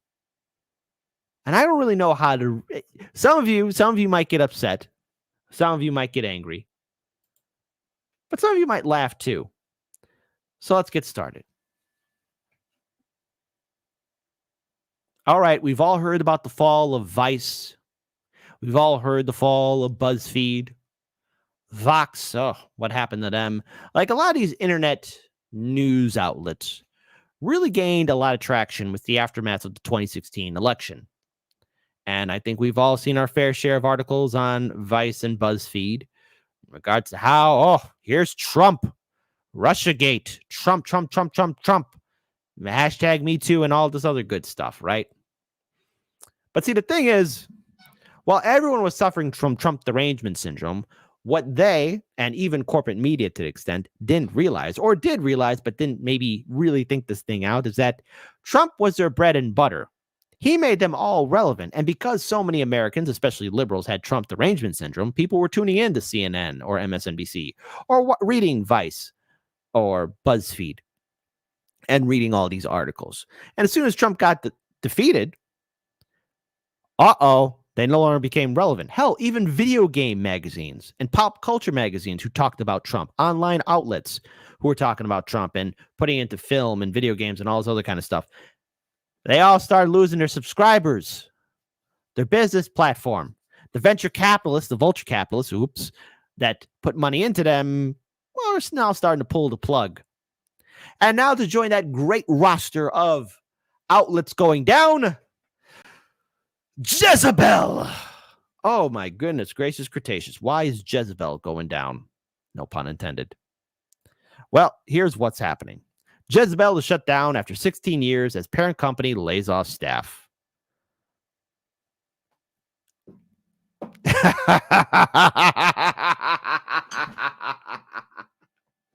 be fair, there might have been one or maybe a few articles that might have done some real good for Jezebel. But as soon as we hear the whole story, Jezebel had it coming. No, I don't want to do it. I'll do it later. Stop asking me that question, Guardian. Jezebel, a feminist U.S. news site, was shut down by its owners on Thursday. With 23 people laid off and no plans for the outlet to resume publication. Do you see this? This is the world's smallest violin being played. Geo Media, which owns Jezebel and other sites including Gizmodo and The Onion, announced the closure in a memo to staff, which was obtained by The Guardian. Unfortunately, our business model and audiences we serve across our network did not align with Jezebel's, said Jim Spanfeller, the chief executive of Geo Media, wrote in the memo, which was sent to staff on Thursday morning. And when that became clear, we undertook an expansive search for a new, perhaps better home that might ensure Jezebel pass forward. It became personal mission of Leah Goldman, who worked tirelessly on the project, talking with over 24 potential buyers. It is a testament to Jezebel's heritage and ratifies that so many players engaged us. Still, despite every effort, we could not find Jez a new home. Oh. In response to the shutting, the Writers Guild of America, which represents Geo Media staffers, issued a statement condemning Spanfeller. Oh my God! Jezebel has been a pillar of fearless journalism and important cultural commentary since 2007 and made a notable mark on the media landscape. A well-run company would have moved away from an advertising model, but instead they are shuttering the brand entirely because of the strategic and commercial ineptitude. Jezebel was a good website, in theory. However, look, let's talk about Jezebel. I want to pull up this tweet here from Shoe on Head. Jezebel. Now, there's just one article, and I got to tell you, man, if this is one of the many, and there are many articles, I'm kind of glad that maybe Jezebel's gone, because when I see titles like this, have you ever beat up a boyfriend? Because we have. Now, all right, yes, sometimes a guy might get a shoe to the head or a smack upside the head, whatever. Perhaps maybe a pat on the bottom. I don't know. Now, you think this would be a funny, hilarious article, but no, it's not. Domestic abuse is not funny. It's rather terrifying and frightening. And there are many men, yes, men and women, who are in relationships where there is violence. According to a study of relationships that engage in non-reciprocal violence, a whopping 70% are perpetuated by women. Okay, so basically that means that girls are beating up their boyfriends and husbands, and the dudes aren't fighting back. With Amy Winehouse busting open a can of whoop ass on her husband last week. Okay, we decided to conduct an informal survey of Jezebels who see who's gotten violent with their men. After reviewing the answers, let's just say that'd be wise never to F with us. Okay. A left hook, right hook. And look, it's stuff like that. It's not good. Not good. No violence. Let there be love and peace. Because apparently Jezebel, known for gender and reproductive justice reporting, destroyed by corporate greed. Journalists and reproductive rights activists said Thursday that the loss of Jezebel, the feminist website that covered politics and pop culture for 16 years and whose shuttering was announced by its current owner, would leave the U.S. media landscape without crucial reporting on abortion and other issues. To the writers of Jezebel and everybody else that's crying about it, you do realize that a woman's right to choose died under a Democratic administration, right? Just want to keep on repeating that. Just want to keep throwing it out there. The current Jezebel team was doing some of the very best abortion and broader reproductive sex gender reporting in the game. Okay, they deserve better. Jim Spanfeller, the CEO of Geo Media, which joined private equity firm Great Hill Partners in 2019 to buy Gizmodo Media Group and its brands, including Jezebel, told the staff that 23 editorial staffers were being laid off and Jezebel would no longer be published because the company was unable to find a new buyer to take it over. Is it ever considered to people that maybe it just wasn't successful in reaching out to a broad, especially, look, when vulture capitalists are brought in, a network does begin to hurt. All right. And maybe that's what happened to Jezebel. You know, corporate greed. I mean, Jezebel could have done something far different, which is why they are now gone after 16 years. In recent months, writers and editors at GeoMedia's brands have spoken out against its increased reliance on artificial intelligence. AI is not going anywhere to produce content, was one writer telling Vox the shift was a disaster for employee morale. Well, let's talk about some of these articles, especially from 2016 through 2020. They've been mediocre. And as soon as the orange boogeyman was gone, you guys really had to struggle to make yourselves relevant again to an audience that didn't have to worry, or especially to a liberal audience that didn't have to worry about Donald Trump. Continue on. This is a not so veiled attempt to replace real journalism with machine-generated content. One journalist added, Geo's MO is to make staff do more and more and publish more and more. It has never ceased to be that. This is a company that values quantity over quality. Spanfeller also started evaluating writers using algorithms and scorecards, rating them based on traffic and engagement. As much as this sounds brutal, that's the real truth of social media, traffic and engagement. You know, having headlines that will garner your attention, thumbnails, all that stuff. I mean, but it's more than just media and journalism. That's everything in social media. Everything across the spectrum, all the genres. I mean, that's how you get people to watch. I mean, no matter whether you like it or not, the internet is here to stay. Our smartphones are attached to us. We need to use the internet. It is part of our daily lives now. It is part of our system. And the thing is, if you want eyeballs to look at your content, you know, you really know how to engage your audience, how to get traffic coming to your place. I mean, that happens to everyone. This is a great wide world of getting human attention. That's just how the business is. It's brutal, it's cutthroat, and it doesn't give a damn. And when people no longer had to worry about Donald Trump, of course, Jezebel and Vice and BuzzFeed were going to go belly up. Just like how CNN is struggling.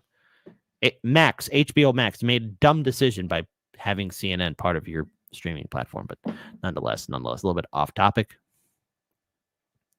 So I want to pull this up here. Since Roe v. Wade was overturned in 2022, Jezebel has been at the forefront of reporting on attacks on reproductive justice across the U.S. Again, happened under a Democratic administration, including the prosecution of a 19-year-old Nebraska resident and her mother for procuring and using abortion pills. An Idaho hospital shutdown of its labor and delivery unit, a pregnant woman who was forced to wait in a hospital parking lot until her health condition grew dire enough to get her, for her to get an abortion, and the stories of women who carried their pregnancies to term because they were unable to get abortion care.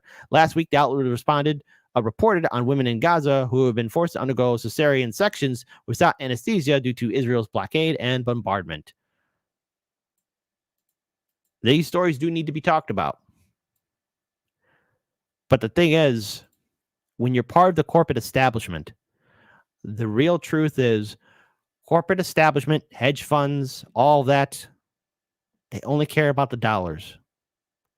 And so to the writers, the former editorials of Jezebel, 23 of them, I'm not going to tell you what to do, but you just might have to do your own thing. All right. Now, these are stories that have to be talked about, but avoid venture and vulture capitalists. Avoid corporate media.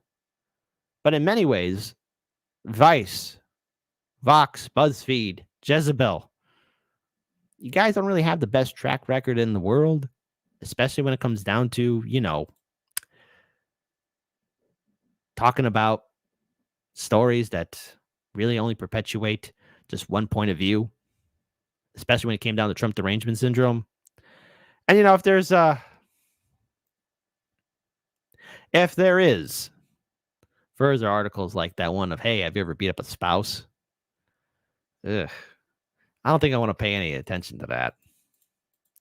But nonetheless, it's a whole new day. The media landscape keeps on changing. That's why you always got to keep your head on a swivel. And no matter what, especially in this day and age, if anything's associated with a corporate establishment, corporate media group, or private equity firm, just set your watch and get ready for the countdown when said editorials or magazines get replaced by AI. Artificial intelligence is going to be a real thing, and it's going to replace a lot of people. Things are going to get very interesting and maybe a little frightening too, give or take. With that being said, please be sure to like, comment, share, and subscribe. Be sure to hit that ring bell notification. That way all of you are made aware when we upload new content upon our YouTube channel. Good to have all of you here. Let's see. Hold on. Miss Witchy Perfect says, finally at work, but man, do I feel like shite. Miss Witchy Perfect, if you're listening to Hard Lens Media on your way to work, first of all, number one, thank you. And I'm also glad that you're safe. I'll see you on the 19th. Put the championship on the belt. I will win. I am undefeatable. Let's see. Hold on. Yeah. Oh, I'm seeing some people in the chat here too talking about abuse. Guys, hey, audience. I'm going to get your attention here for 1 minute. Get your attention here 1 minute. Number one, all of you are beautiful, lovely people. Number two, all of you are beautiful, lovely people. Number three, all right, I know we've all seen our fair share of nightmare situations, yours included. But know your worth in this audience here. We've got each other back, okay? You're right here in my heart, all right? Because these past few months, from August to now, I've been a little bit stressful.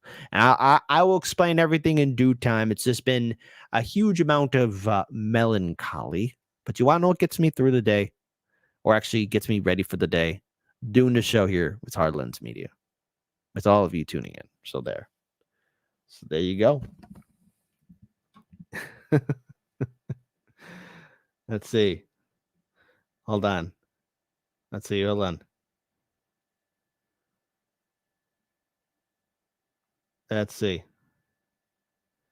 Good to have all of you here. See, I'm seeing all of that. I'm seeing all of that in chat. Ghetto the Gone says, play the twerk video. Oh, absolutely not. Absolutely not. No. Everyone wants to see a twerk video. What do you, this is a family friendly show. I think the problem is what I've noticed is that none of you take politics seriously anymore, because there's very few people who take politics seriously anymore. You know what? We need somebody who's going to speak truth to power, who's going to fight for a better future. And I just got to say it. It's been a while since we had some sweet cornbread from my Bo Peep.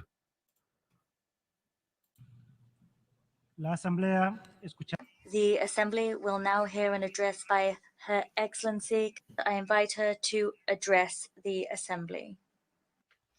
I don't know about y'all, but I'm starting to feel a bit used. I think guys are only interested in me for my accent. Like, I literally cannot start talking to a guy without one of the first things him saying to me is something like, I dare you for your accent. Like, honey. My queen. I know, I sound sweet like cornbread. But are you also prepared to deal with the fact that I am batshit crazy? I don't know if anybody's warned you about us Southern women, but if you piss us off, you better start praying and you better start running. Because we'll kick your ass. And, like, just so you know, it's a package deal. You're getting all of it. Are you prepared to deal with that level of crazy just because you like the way I talk? I am.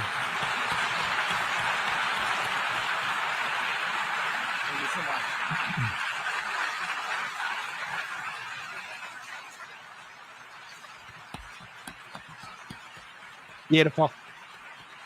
He's getting everyone to applause. Even Ukraine. So one last thing here. Let's have a question. Who won? Option A. Who won? Option A.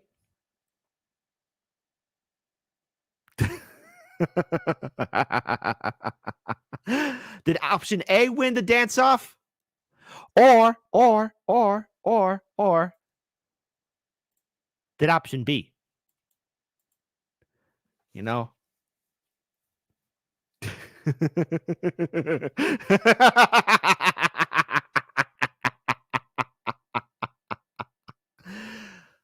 I'll let you decide. Okay? I'm going to let all of you decide.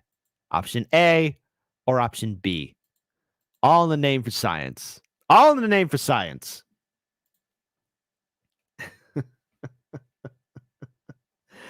So until then, folks, let's go ahead. Yes, the guy in the hat. Hey, I would have been the guy in the hat. Okay? Be like, oh, okay. But now, my lovelies, my mornings, my sunshines, let's get started now with our next segment of the day. So, Biden. Hold on. Let's get started. Hold on. So 2024 is going to be a very interesting year for Biden and the Democrats. Biden, Fetterman, Warren, and so many other Democratic politicians are going to have to be dealing with the consequences and repercussions of their inaction for calling for a ceasefire in Gaza.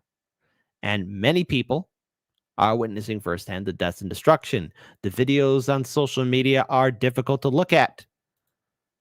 They're impossible to ignore. Women and children dying, hospitals being blown up. And unfortunately, nothing's being done because, according to Biden, no possibility of Gaza ceasefire. However, Israel's agreed to daily 4-hour pauses. Isn't that nice? There's going to be a pause. A pause to the violence. Biden told people none. No possibility. Biden told reporters outside the White House on Thursday when asked about the chances for a firm cessation in hostilities. This is from an article from RT, just triggered the liberals. Speaking to reporters separately later in the day as he was boarding Air Force One, the president revealed that he had been pushing for a pause in fighting for a lot more than 3 days. But that's not enough. And this is going to cost Biden the election. Recently, he was called out in my state by activists and organizers. So let's play it. My dad he didn't own it. He ran an automobile agency for a long time.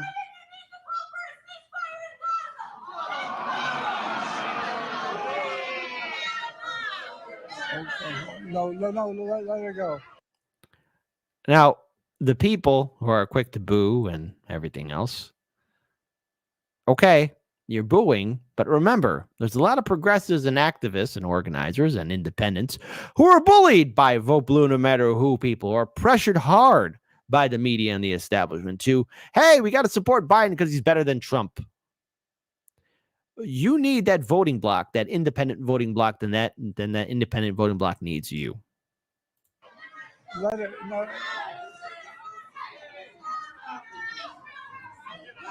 no, don't.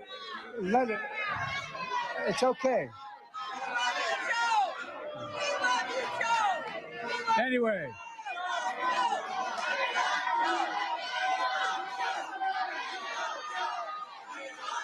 Look. He looks so lost as an old man. Because look, if we rewind back it, right? This guy is saying that his father ran some sort of auto thing. You know, he didn't own or anything, but the way he's talking, he sounds so feeble and weak. My dad he didn't own it. He ran an automobile agency for a long time. He just doesn't look like he's there. He doesn't care because he knows that at the end of the day, he's at the end of the road.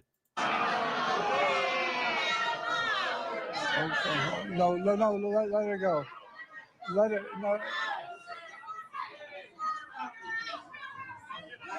No, don't.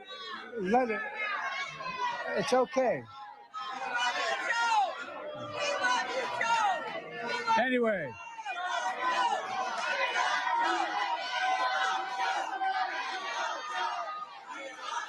Look.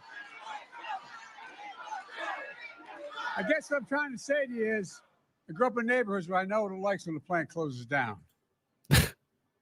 And you're a part of the political system that helped close some of these plants down. So let's talk about Warren here for a second. That's right. We're going to switch things up to Warren. This is from Jewish Voice for Peace in Boston, where Warren, everybody's favorite, Elizabeth Warren, a Palestinian woman who's lost 68, family members in Gaza, confronts Senator Warren. She had no answer.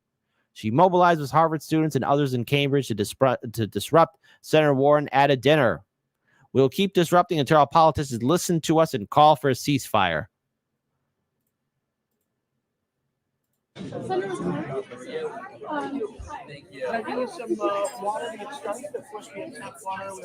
Now, I don't think you could hear the audio too much, but she goes on to say, I'm a refugee from Gaza and I'm a constituent of yours.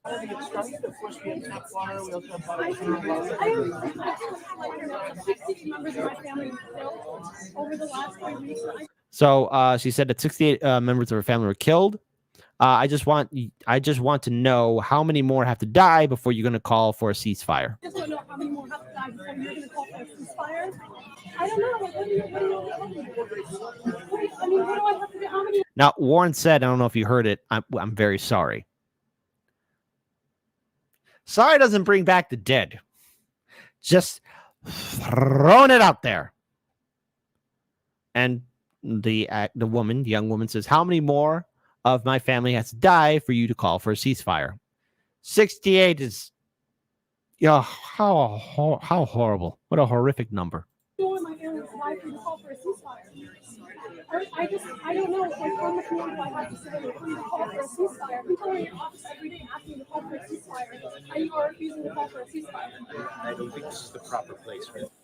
It's never the proper place. That's what you heard. I don't think this is the proper place.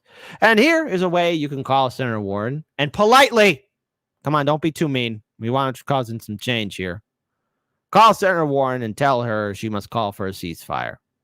202-224-4534. But hold on, folks. Then again, too, sometimes these politicians, they're real jagoffs. Because then you have people like Fetterman. Now, what Fetterman does in this video is Fetterman laughs at veterans getting arrested who were calling for peace, veterans against war. Just want to pull this up here. Shout out to Nick from Revolutionary Blackout Network. John Fetterman is just as evil as Dr. Oz, and if you believe otherwise, you were a fool. The establishment needed a cartoonish character like Dr. Oz to legitimize this psychopath, John Fetterman. Boo! Boo!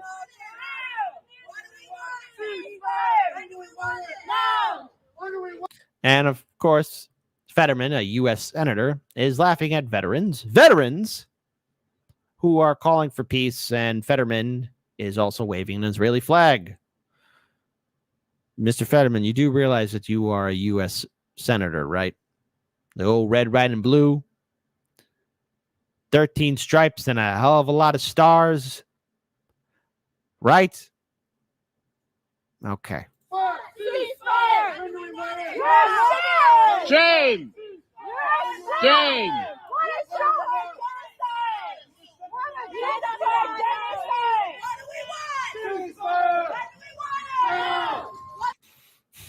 And you look, maybe I'm just being a little bit old-fashioned, but I find it rather annoying that we have a U.S. senator parading down the halls of the Senate in short pants and a hooded sweatshirt.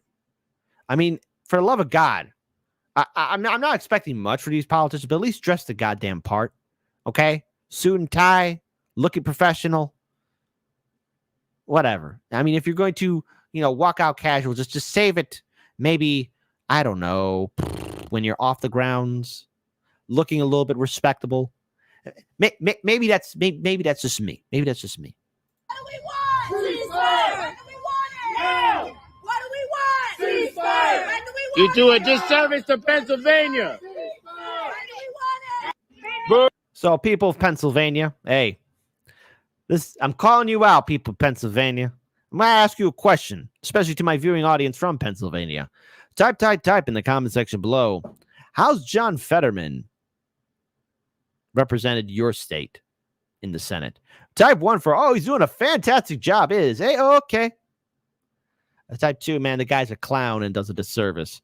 Because with Warren, Biden, Fetterman being confronted by activists and organizers and people who want to call for a ceasefire, there's going to be consequences and repercussions. This is from Case Study QB. And while I may not agree with Premier Jayapal, she does give this severe warning about how this will play out in 2024. Because remember, vote blue no matter who. You guys were on the warpath in 2020, bullying people, telling us that we had to vote for Biden. Hard Lens Media, myself and Daniel, RBN, Do Dissidents, Jimmy Dore, we were constantly bombarded by the vote blue no matter who sycophants because, we were telling people, hey, vote independent, or it's okay not to vote, or you don't have to vote for Biden or the Democrats. And when we did offer real criticism towards Biden and the Democrats, we were called Trump supporters. Yeah, I take offense to that because now it's becoming abundantly clear that the people who you bullied and voted are not going to fall for those same tactics. No one should. But our biggest swing voter is our base, who will probably not turn out to vote. Let's listen to that one more time. I'll play the rest of it in entirety.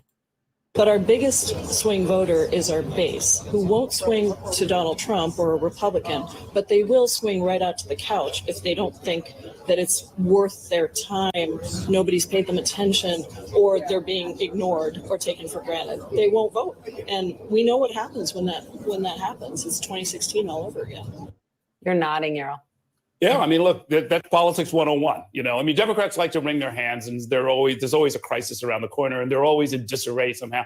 But the reality is the Democratic Party is a cluster of activist groups, right? At its base, there's the labor movement, there's young people, there's the women's movement, and they do have to be sort of cultivated and activated and mobilized and energized and informed. And it's very expensive and it's a lot of work. And I guess they're feeling like they're a little bit behind on their chores. Yes, but I mean, it takes both wings to fly.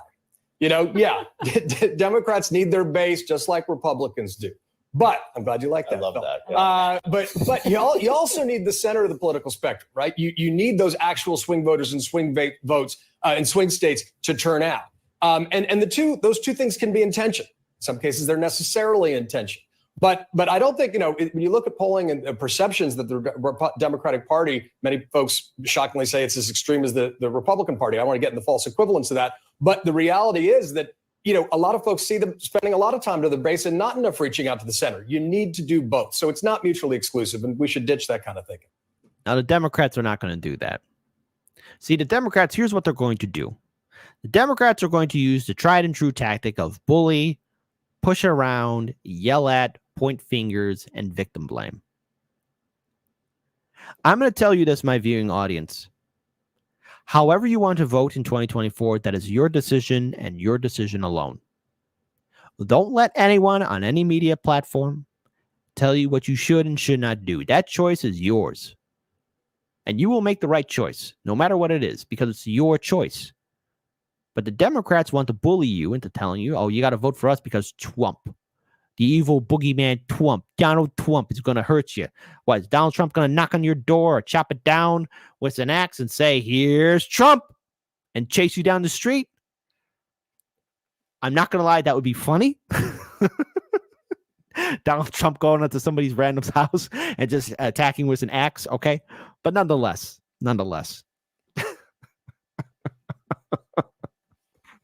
Okay, I got to get serious. Here. But nonetheless, the Democrats want to perpetuate fear. Now, the Democrats have had numerous opportunities to do the right thing. This is true. They could have. They had the opportunity to really implement real progressive change, and they didn't. And watch, folks. Because as soon as they realize that the bullying tactic isn't going to work and that people are going to push back, and you should push back, they're going to then put on this friendly face of, hey, I'm sorry, I hear you. hey, listen, let's have a cup of tea and let's fix this relationship. I'm sorry I cheated on you. I'm sorry I punched you in the face. I'm sorry I emptied out your bank account. I'm sorry I gave you an STI, all that kind of stuff, right? The Democrats are going to try and put honey potion words into your ear. Do not fall for it. But it is hard to do. And I think what Jayapal accurately is pointing to right now is their coalition, right? Black voters. If you look at the polling, black voters, young voters, not always high propensity voters, and they're not monolithic. And that, I think, even campaign officials on the Biden team would acknowledge there's work to do there. No, there's a lot of work. But there's also, I think, often an assumption they're all going to come home eventually. Well, you know what? Trying to call them home, you've got to do it in a lot of different languages. That's really what the challenge is. Is that the party organizations have sort of really taken a back seat over the years. Can't go down to the county level and find big, strong machines that know how to turn out the vote. You've got to do it. It's almost like bespoke kind of work. You've got to talk to labor activists in one particular way. You've got to go into black churches and talk to black voters in a particular way. You've got to talk to young voters through TikTok or whatever it is. I like how corporate media doesn't even know how to talk to young people. I remember when us millennials were young people, and they're like, oh, we got to talk to them on the Facebook and on the Twitter. Here's the thing. Corporate media and the politicians don't know how to talk to people in general, okay? Like, hey, everybody, all lives, horrible choice of word right there, but everyone, all lives here in America, everybody. These politicians don't know how to talk to anyone. And I've covered on this show how the Democrats are losing Arab and Muslim voters, how they're losing young people, how they're losing the LGBTQ community. That's right. How they're losing the anti-war community, how they're losing black voters, Latino voters, how they're losing everybody. Democrats are losing. They're losing big. It's not good. It's not great. It's very terrible. That they're using to sort of communicate this kind of stuff. The environmentalist movement is really very active. You got to talk to them a particular way. And you also have to be authentic and consistent. and somebody's got to pay for all of this work, I mean, that sounds really easy. It's really it sounds super complicated. Yes. But it's also what the Biden team says they are very much in the depths of doing right now. We'll see if it works. John, Errol, thanks, guys. Appreciate it. But also, I think it's important to point out, very important to point out, that even Ro Khanna, protesters are organizing a sit-in, calling him out. Everybody's being called out. Protests today around the Bay Area calling for a ceasefire in the Middle East. At the San Francisco Federal Building, hundreds of protesters staged a rally demanding a pause in the fighting. Protesters also demanded an end to U.S. military aid to Israel and highlighted the humanitarian crisis in Gaza. Protesters also organized a sit-in at the Santa Clara office of South Bay Congressman Ro Khanna. Organizers shared this video you're seeing with us. The group urged Khanna to sign onto a House resolution calling for a ceasefire. Khanna told them he wants to see an end to civilians being injured, but he said Hamas must also be held accountable. And tonight, Israel has agreed to daily pauses in the fighting, which the Biden administration calls a step in the right direction to help. It's not going to do much, especially when you have protesters even shutting down the New York Times. Ceasefire now! Mohammed Daroun, killed by apartheid Israel on October 7th, 2023. Ceasefire now! Mohammed Al-Sarhi, killed in Gaza by apartheid Israel on October 7th, 2023. Ceasefire now! New York Times, an outlet that always covered war. And then finally, of course, let's talk about Biden. Let's return back to Biden. We started with Biden, and now let's end with Biden. This is from Hotspot, a flashback where footage of Biden surfaces of him referring to Palestinians as thugs and criminals. Hey, that's why there isn't a ceasefire happening at all. This lawlessness that takes place, although initially generated by a ideological group, Hamas or whatever, it spawns just lawlessness generally. And what you have now among the Palestinians, there are a lot of just thugs, just plain old criminals who are able to roam and reach in a way that they wouldn't if, in fact, there was a Palestinian government that had the capacity to maintain order on their streets. And this is, once again, the ongoing cycle of perpetual hate and violence. So what can we take away from this? The overall final analysis of this entire segment. The Democrats, while they did win pretty big in just a few days ago in regards towards the election and gaining some key victories, the Democrats are playing this very precarious game in which they could lose everything in 2024. This presidential election cycle 2024 will not be the most important. No, it'll be the most interesting and probably the most hilarious of our lifetime. Interesting and hilarious. Not the most important, just interesting and hilarious. And there's only one way to look at the Democrats and their sycophants and their people who like to carry water for them. You did this to yourselves. Maybe you have every right to be afraid because independents and third-party candidates are on the rise. And there is a very real likely scenario that I would like to see in which third parties and independents actually shake your apple cart and will start using their power. But it's more than that. Voters have a disdain for the Democratic Party and the Republican Party. This is only the beginning of something far grander. What that ends up being, time will tell. But the madness has to stop here. 10,000 people dead. What, 4 hours of pausing of airstrikes and bombing? Enough people have died. Too many have died. And all it's going to do is lead to the next conflict years down the road. We have to be better. We have to be stronger and smarter than this, or we're all doomed. With that being said, I hope all of you really enjoyed our Friday show. All of you lovely, beautiful people are awesome. Case Study QB, man, you were hitting some home run homers, man.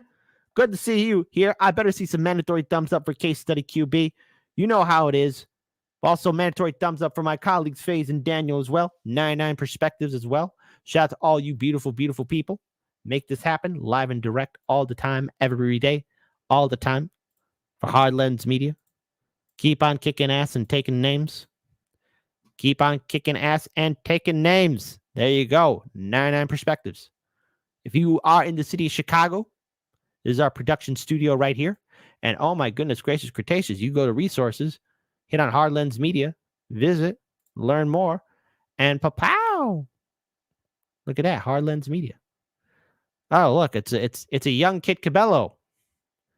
When I had hope, and I was on the radio, fresh cleaned and everything else.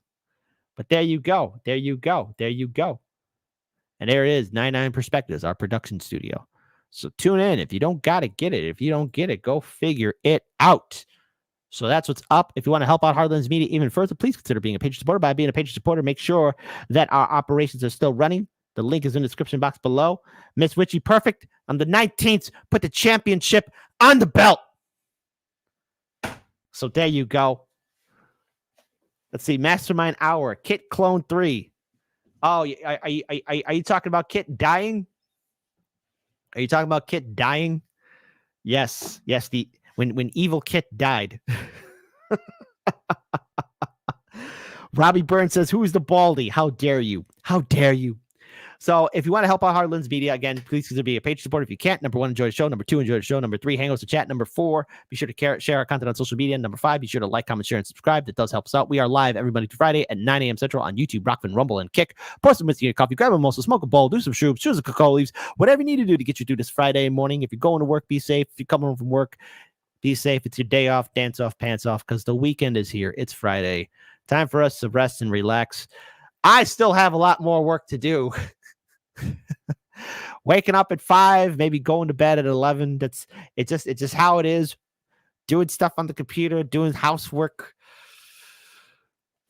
It's a lot of fun. It's a lot of fun. But you know what gets me through the day? Hanging out with you beautiful people. So right now, folks, keep your heads on a swivel, drink water, keep on winning. And you know something? I want all of you to take good care of yourselves. We got some music from Jesse Jet. I'm up out of here. White Gladys is still around. Peace. And let's play some music from Jesse Jet. There you go. Bye-bye. I guess this isn't such an awful place. Is that what you want me to say? You prove it's possible to sleep for days and to still think you're right here awake. The cost of living isn't much to make, but God, it's so hard to save. And when they told you everything was safe, were you safe?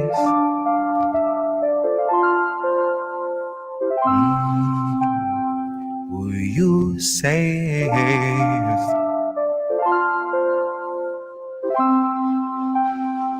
Were you safe?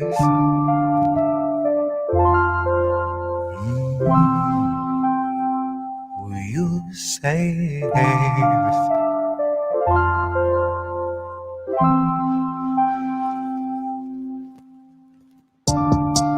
I guess this isn't such an awful place. Is that what you want me to say? You prove it's possible to sleep for days and to still think you're right here awake. The cost of living isn't much to make, but God, it's so hard to say. And when they told you everything was safe, were you safe?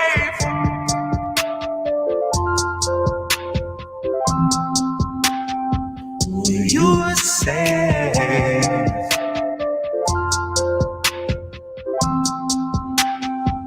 Were you safe?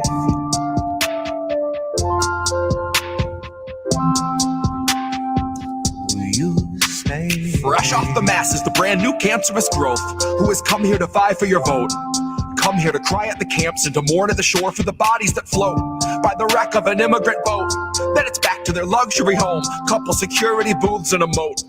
Couple cigars, little escargot, little booze and a soak. Just breathe in the steam and the smoke. Pink salt, lavender, candles are low.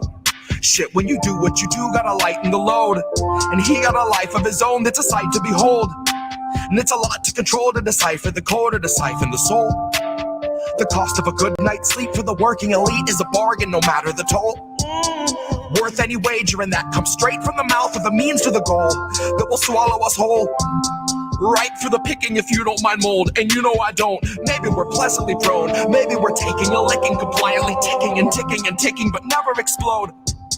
No, I don't deliver the prettiest image, but damn if it isn't an accurate vision of natural fission, of rage at the system and abject heartbreak, patiently waiting for any who will listen. That little blue bird who was watching your words is a federal carrier pigeon, a Langley first. It's a patient observer who hears what it wants and is trained for the worst. Oh, you got nothing to hide. They'll be the ones to decide that after they root through your purse, after they read all your text, after they raid your apartment, confiscate all of its contents, then conjure up evidence out of the air on a wing and a prayer and malicious intelligence nonsense. Any presumption of innocence long since gone, right along with your comforts and constants. Historically, first they will come from the communists. So why in the fuck would I say I'm a communist? Well, it might be I love my community more than the monsters of opulence who are holding us hostage, who are vomiting promises. Might be I'm all done seeing our pensions and benefits harvested. Might be I'm all done watching the populace being disarmed in the guise of an armistice. Watching a woman collapse on the floor who will rise no more. She's wheeled out the door and you're next in line for the pharmacist. If you can get me to vote, it's a hard no confidence. But part of the charm of deception is politics wearing the mask of incompetence. It's all in the art of austerity, darling. It's all in the slide of the providence. Until home is as wide as your cubicle height and is only as deep as your coffin is. Maybe I'm miles away from impatience, aching to break off the head of the snake where the capital lust, reptile brain, and the margin of profit is. Like off with his. Like off with his. I guess this isn't such an awful place. Is that what you want me to say? You prove it's possible to sleep for days and to still think you're right here awake. The cost of living isn't much to make, but God, it's so hard to save. And when they told you everything was safe, were you safe? Hold on. Something just happened on Rumble. Lewis Brook 85, you are now a monthly supporter to us on Rumble. Well, first of all, thank you so much for that. That was very kind of you. We do appreciate all the support that we do get here on Hard Lens Media. So thank you. So as always, folks, keep your heads on a swivel, keep on dancing, keep on being strong, as you should be. So thank you so much. We also, we also got a brand new patron supporter. I want to give them proper acknowledgement too. So I believe it's Kurt Boss. Just want to make sure it's right here. Just want to get it right. Come on. Load. Just want to make sure that I get that right here. Kurt Boss, you have become a brand new patron supporter. You're helping us operate 1.5 hours per month. Thank you so much for being a patron supporter. And I'm very grateful for that. As always, Hard Lens Media is pushing forward because of our awesome, beautiful audience. So that's all I could say for that. Let's see, what else we got here? Again, shout out to all the super chats. Thank you so much for everyone supporting us. Denver Attaway, I will try and take care of myself. Rem, good to see you here on Rockfin. Shout out to our Kick audience as well. My name is Kit. This has been Hard Lens Media, and I am up out of here. Peace, everybody. Peace.